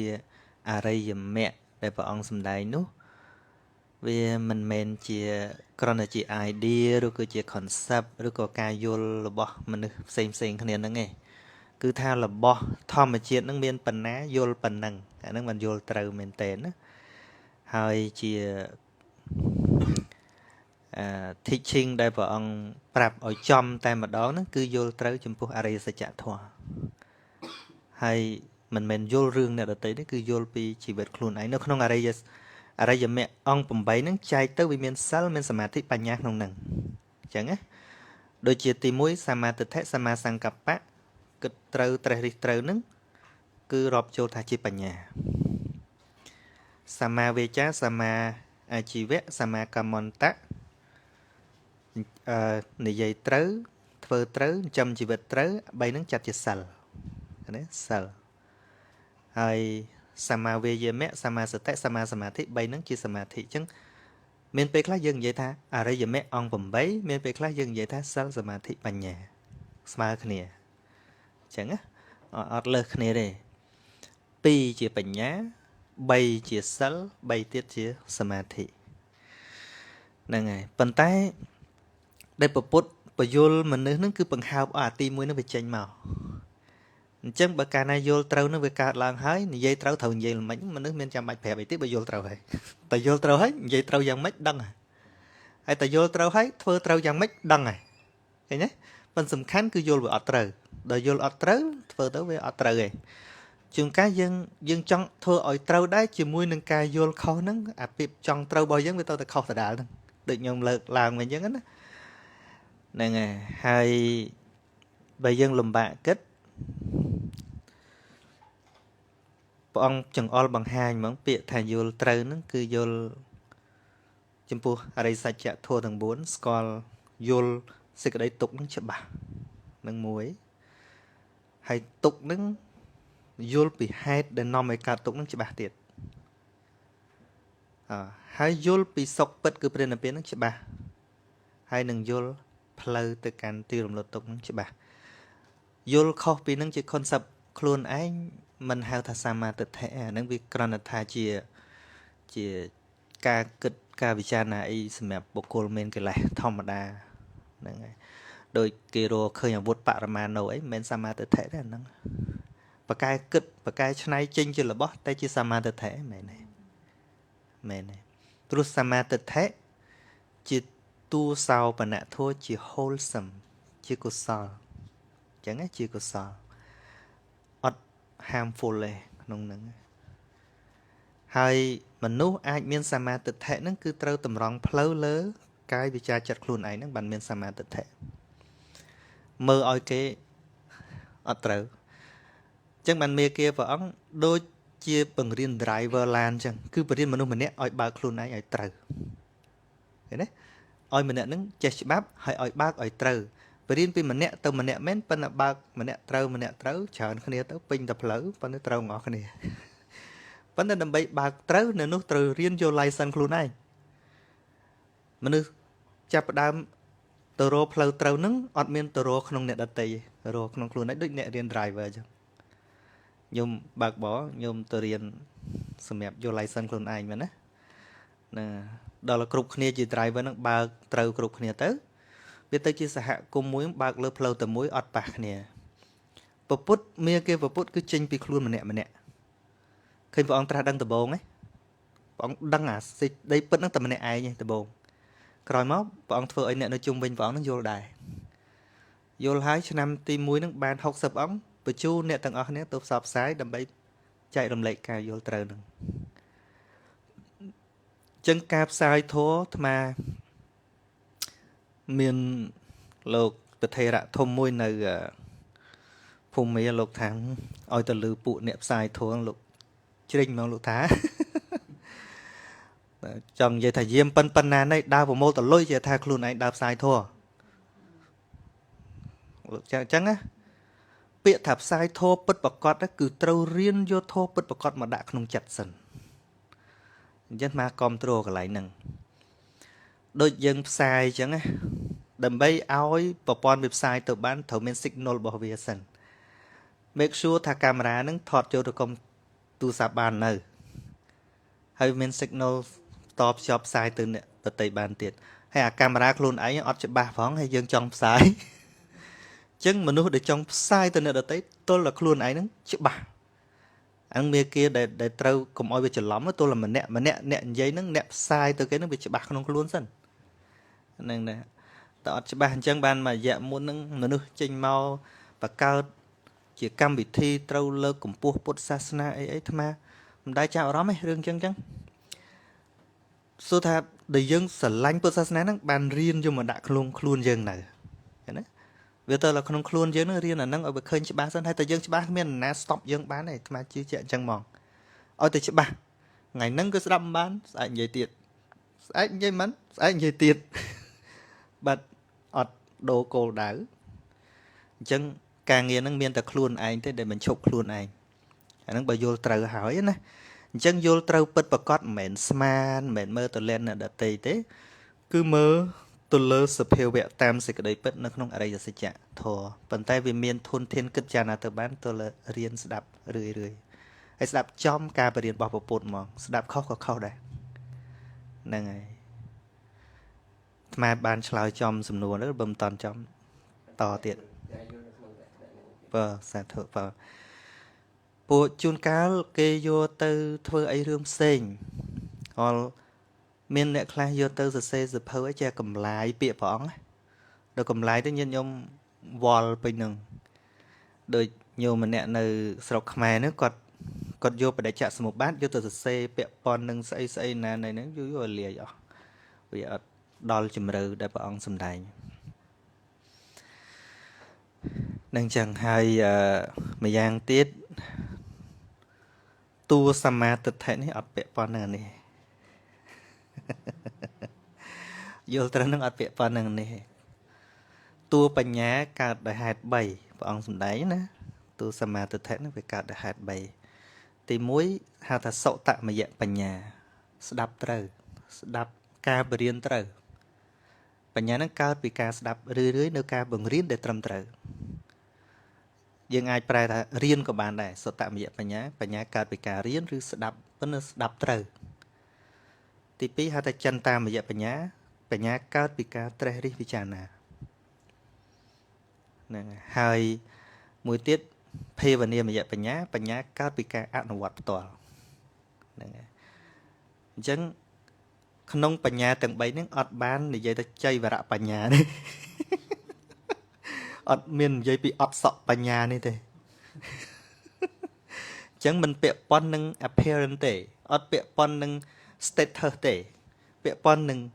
sắc xá kết ăn vọt ចឹងព្រះអង្គដាក់អីមួយមកมันអាចប្រកែកបានហ្នឹងហើយអីទៀតណោះ Oh you said you have one more question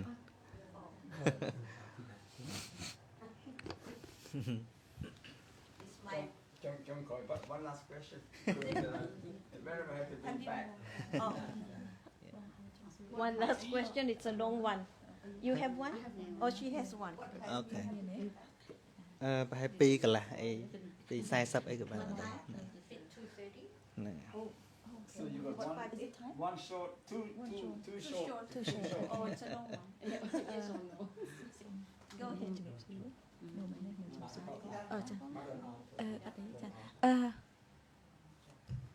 ចាសូមថ្វាយបង្គំព្រះអង្គម្ចាស់សូមទោសខ្ញុំអត់សូវចេះនិយាយភាសាលោកអរគុណចាខ្ញុំមានសំណួរមួយសួរពីរឿងការស្លាប់ហើយនិងការចាប់ជាតិចាឮជារឿយថាមានយើងស្លាប់ទៅព្រលឹងនឹងចេញមកក៏មានចាប់ជាតិចាហើយមានអ្នកខ្លះ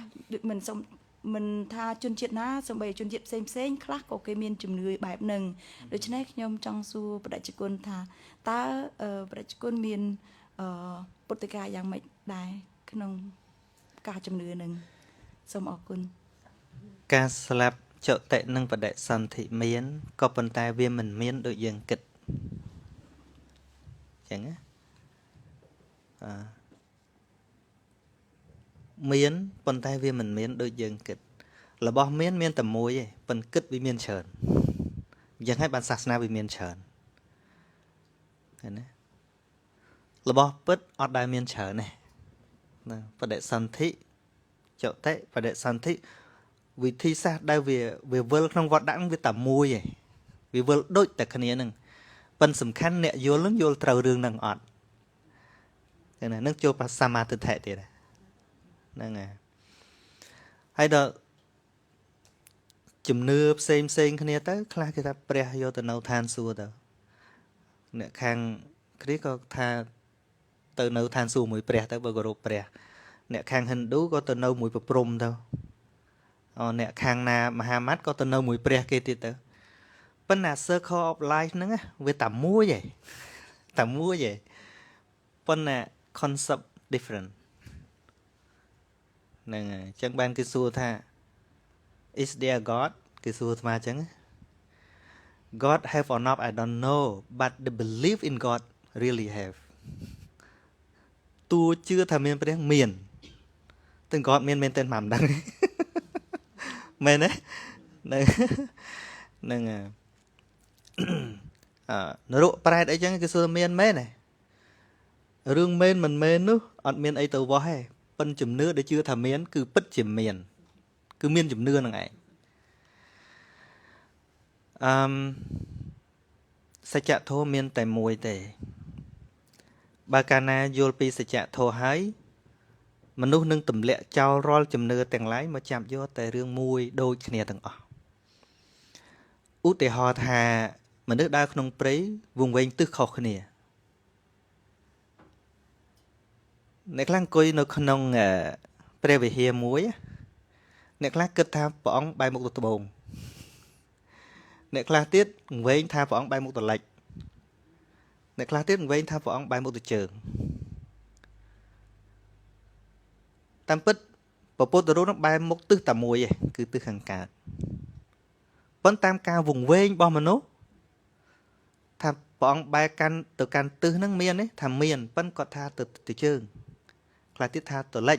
ខ្លះទៀតថាទៅត្បូងដូចថ្ងៃមុនអាត្មាទៅស៊ីដនីមួយអង្គគ្រូមួយអង្គលោកមកពី Brisbane លោកថាប្រពុតហ្នឹងបែរប្រភេទទៅជើងអាត្មាថាបែរមុខទៅត្បូងក្នុង feeling របស់យើងក្នុងអាការយល់របស់យើងចំណាំបែរមុខត្បូងប៉ុន្តែ reality មិនចឹងទេទៅកើតតាខុសទាំងពីរហ្នឹងដូចវែងផ្លូវចឹងមនុស្សវែងខុសគ្នាប៉ុន្តែផ្លូវមានតែមួយមែនអត់ហ្នឹងហើយចឹងវាអត់សំខាន់ថា different religion ឬក៏ជំនឿខុសគ្នាគិតយ៉ាងម៉េចគិតមិនរឿងរបស់មនុស្សអ្នកគិតប៉ុន្តែ reality have only one ចឹងណាមានតែមួយឯងអញ្ចឹងដែលព្រះសម្មាសម្ពុទ្ធបង្រៀនហ្នឹងគឺបង្រៀនពី reality ហ្នឹងអារបស់ពិតមិនព្រះអង្គរៀនអញ្ចឹងហើយនៅពេលដែលយើងឃើញអាហ្នឹងហើយណែចង់ជឿអីជឿរបស់ណែប៉ុន្តែបើរបស់ពិតវាអញ្ចឹងទេហ្នឹងហើយអ្នកដែលអាចយល់ច្បាស់នៅកើតបដិសន្ធិស្លាប់អីច្បាស់វាទល់ចូលទៅដល់សភាវៈហើយឃើញធម្មជាតិនឹងតាមសេចក្តីពិតពីការកើតរលត់តាមបច្ច័យរបស់វាទៅដល់កន្លែងហ្នឹងហែកបញ្ញត្តិចេញអស់ទៅឃើញតែធម្មជាតិកើតរលត់ហ្នឹងហើយម្យ៉ាងទៀតការចង់គិតពីរឿងកំណើតហ្នឹងមិនមែនជាមេរៀនរយៈឯងជ្រៅសំបីមេរៀននៅបឋមដំបូងលោកអត់រៀនទេអាហ្នឹងយើងគិតពីដំបូង misunderstand ហ្មងគឺវាគិតទៅនៅតែអញទៅកើតទៀតហ្នឹងគ្រាន់តែមានគំនិតថាអញងាប់ទៅអញទៅកើតទៀតហ្នឹងជា wrong with you ឃើញទេ wrong with you ព្រោះធេតុពិតវាអត់អញព្រោះក្នុងធម្មជាតិជាអនត្តាហ្នឹងអត់ខ្លួនទេតែក្នុងគំនិតយើងខ្វល់ថាស្លាប់ហើយទៅកើតឯណាអញ្ចឹងបានជាធ្វើបន់ឲ្យបន់ហ្នឹងឃើញទេហើយព្រះអង្គថាតណ្ហា គឺជាប្រភពនៃសេចក្តីទុក្ខមិនអញ្ចឹងហើយចុះអាគណៈយើងបន់ជាតិក្រោយនឹងស្អីគេមិនតណ្ហាយើងថាទៅធ្វើបុណ្យមកថាអត់ទេទៅកពូនតណ្ហាហើយមានប៉ុន្មានអ្នកយល់អញ្ចឹងហ្នឹងហើយសូមឲ្យខ្ញុំមិនចេះសូមឲ្យខ្ញុំមិនចោះធ្វើបុណ្យមិនចេះឲ្យកើតឯនេះឲ្យកើតឯនោះហើយមានគេបោះប្រពុតឲ្យឃើញថា birth is suffering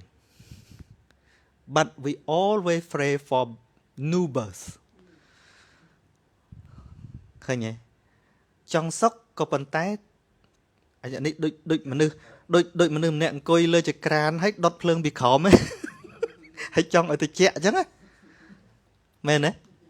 ហ្នឹងអញ្ចឹងឯងហើយទៅវិលទៅសុខឃើញដែរអត់ទេហើយដល់ពេលផ្លូវរំដោះមែនទែនគឺលះតណ្ហាទេលះ attachment ទេហ្នឹងហើយព្រោះនៅក្នុងហ្នឹងឃើញទេព្រះនិព្វានមានឈ្មោះ3គឺការមិនមានអាល័យក្នុងតណ្ហាការមិនជាប់ជំពាក់ក្នុងស្អីការស្រឡះផុតការអប្រាថ្នាអីទាំងអស់ហ្នឹងឯងជាឈ្មោះនៃព្រះនិព្វានហ្នឹងហើយប៉ុន្តែយើងទៅធ្វើបុណ្យហ្នឹងប្រាថ្នានិព្វានដែរក៏ប៉ុន្តែយើងប្រាថ្នាអាពូជប្រឆាំងនិព្វានឃើញទេអញ្ចឹងពាក្យថាសម្មាទិដ្ឋិវាមានរឿងច្រើនដែលយើងសិក្សាទៅជាជំនួយដល់សម្មាទិដ្ឋិមានពេលខ្លះយើងនិយាយទៅពីសម្មាទិដ្ឋិហ្នឹងយើងចាប់អត់បានទេអញ្ចឹងយើងទៅរៀនស្អីដែលជាមិច្ឆាទិដ្ឋិវិញអាហ្នឹងក៏ជួយដែរតួយល់ខុសហ្នឹងស្អីគេអញ្ចឹងខុសពីផ្ទុយពីយល់ខុសវាយល់ត្រូវហើយឃើញទេហ្នឹងហើយ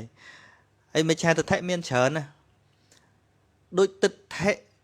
ដែលរារាំងសត្វលោកមិនឲ្យឃើញសច្ចធម៌ណាគឺសកាយទិដ្ឋិសកាយទិដ្ឋិហ្នឹងគឺយល់ថាមានខ្លួនឯងមានសត្វមានបុគ្គលមានតួខ្លួនដល់មានសត្វមានបុគ្គលមានតួខ្លួនមិនឃើញសភាវៈកើតពីបច្ច័យឃើញតែអញរហូតហ្នឹងមែនទេឧទាហរណ៍ឥឡូវគេជេរយើងហ្នឹងសន្មតគេជេរយើងឧទាហរណ៍ដូចឈ្មោះសានសុជាអញ្ចឹងហើយគេហៅអាហើយដាក់ឈ្មោះសានសុជាមកវាទៅជា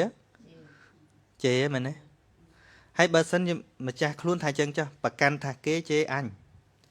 កើតទុកឯងកើតទុកឯងហ្នឹងហើយព្រោះប្រកាន់ថាអញមានឈ្មោះហ្នឹងហើយឈ្មោះហ្នឹងជារបស់អញឈ្មោះហ្នឹងហើយជាសេចក្តីទុកកើតព្រោះការប្រកាន់មិនមែនព្រោះគេជេរទេចុះបើគេជេរមកដូចខ្ញុំរចដាអូយគេជេរទៅគេជេររចដាតើមិនចឹងហ្នឹងអានំហើយវាមានកើតទុកអីចុះឲ្យខ្ញុំបោះឈ្មោះរចដាមិនទៅចោលបីកើតមិនបោះទៅអីបំបោះចេញបានអីទុកនៅគៀនចាំងនោះបាន understanding នៅពេលដែលយល់ថានៅក្នុងមួយតួរាងនេះវាមានតែធាតុផ្សំរចដាគ្រាន់តែជាសន្មតហ្នឹងហើយបើសិនជាកុំដាក់រចដាដាក់រចនាវិញក៏គេមិនស្គាល់រចដាដែរហ្នឹងហើយមានពេលខ្លះយើងនិយាយពាក្យត្រូវតែការយល់នៅតែមិនត្រូវឧទាហរណ៍ថា ដឹងដែរថាប្រពុតថាតណ្ហាគឺជា cause of suffering មែនទេប៉ុន្តែនិយាយនេះខ្ញុំមិនចូលចិត្តទេអញ្ចឹងហ្នឹងហើយកំពុងបង្កើត ចុងបានន័យថាយើងយកខ្ញុំនឹងទុកមកកន្លែងទៅ គ្មានខ្ញុំណាទៅទុកមកកន្លែងទៀត វាអត់ យ មា ក នខ្ញុំ ខ្ញុំទៅយកខ្ញុំដាក់ណាក៏អត់ដែរ អត់មានខ្ញុំហ្មង នៅពេលដែលបញ្ញាកើតឡើងឃើញតែសភាវៈដែលកើត ឡើង ឡើងនៅក្នុងធម្មជាតិនឹងស្មើកើតរលត់កើតរលត់គ្មានហូលអីទុកបានទេចិត្តរួចស្រឡះនៅពេលអត់ប្រកាន់នៅពៀនមានឈ្មោះមួយយ៉ាងទៀតថាអនាទានហ្នឹងមានន័យថាអត់ប្រកាន់ពេលណាចិត្តស្រឡះពេលហ្នឹងហើយនៅពៀនត្រូវពលត្រូវនៅពេលមានជីវិតនេះឯងមិនមែនស្លាប់ទេមនុស្សភាគច្រើនខ្លាចនៅពៀនព្រោះយល់ថាពេលស្លាប់បានដល់មិនមែនទេនៅពៀនដូចពេលយើងជារោគចឹងឃើញទេហ្នឹងហើយ Okay, go ahead, please. I think someone else wants to Oh. ask one too. You take me as a no child. I'm sorry to interrupt លោកចាស់គ្រូខ្ញុំកណាសូមថ្វាយបង្គំទៀត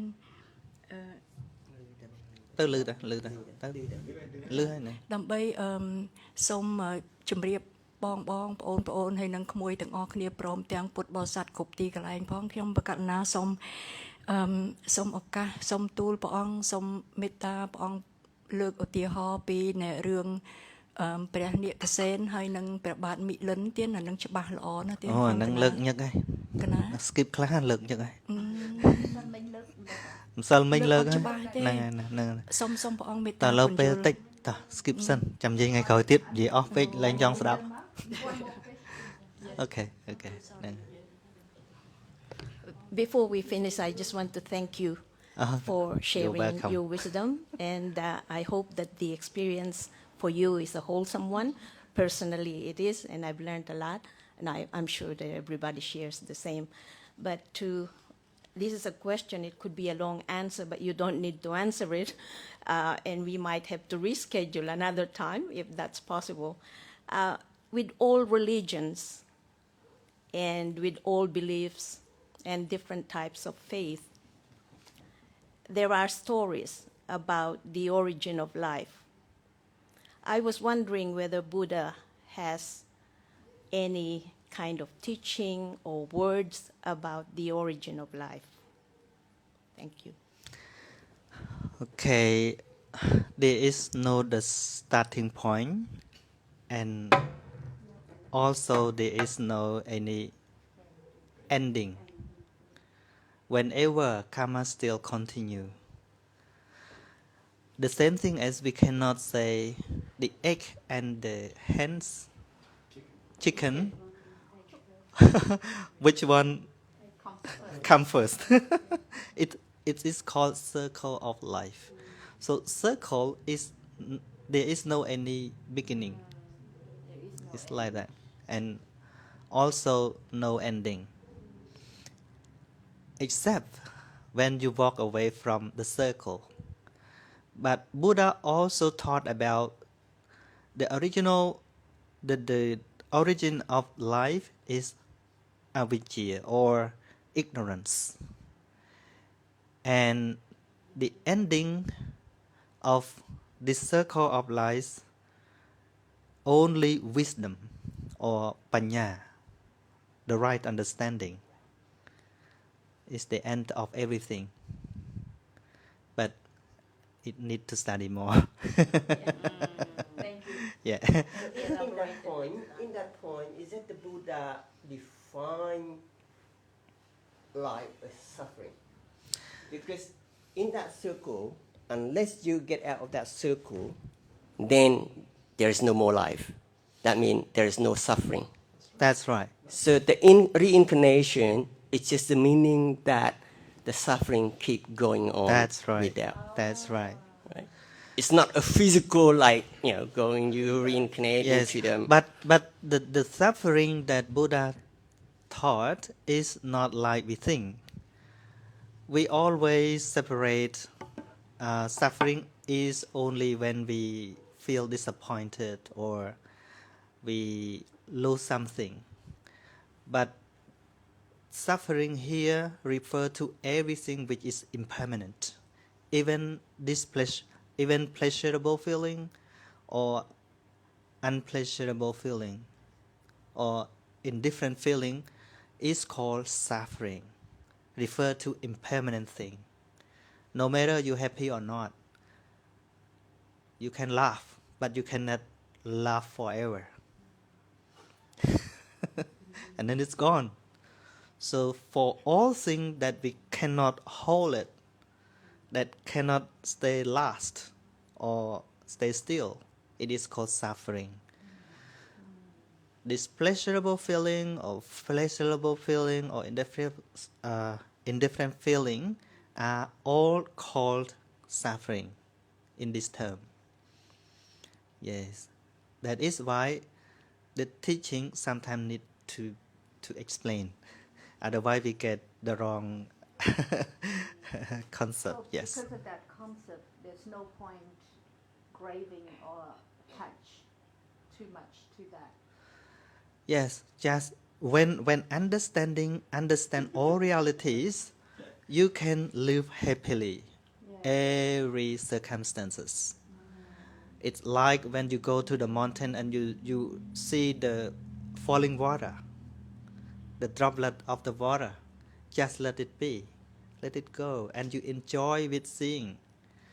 But if you want to hold it, you want to stop the falling water, you have problem. But you just enjoy with the flowing, you are okay. Even this life is full of suffering, but the more we understand, the more we feel okay with that. Yes. Thank you. Okay. ចឹងចប់ប៉ុណ្្នឹងណាហ្នឹងហើយបាទ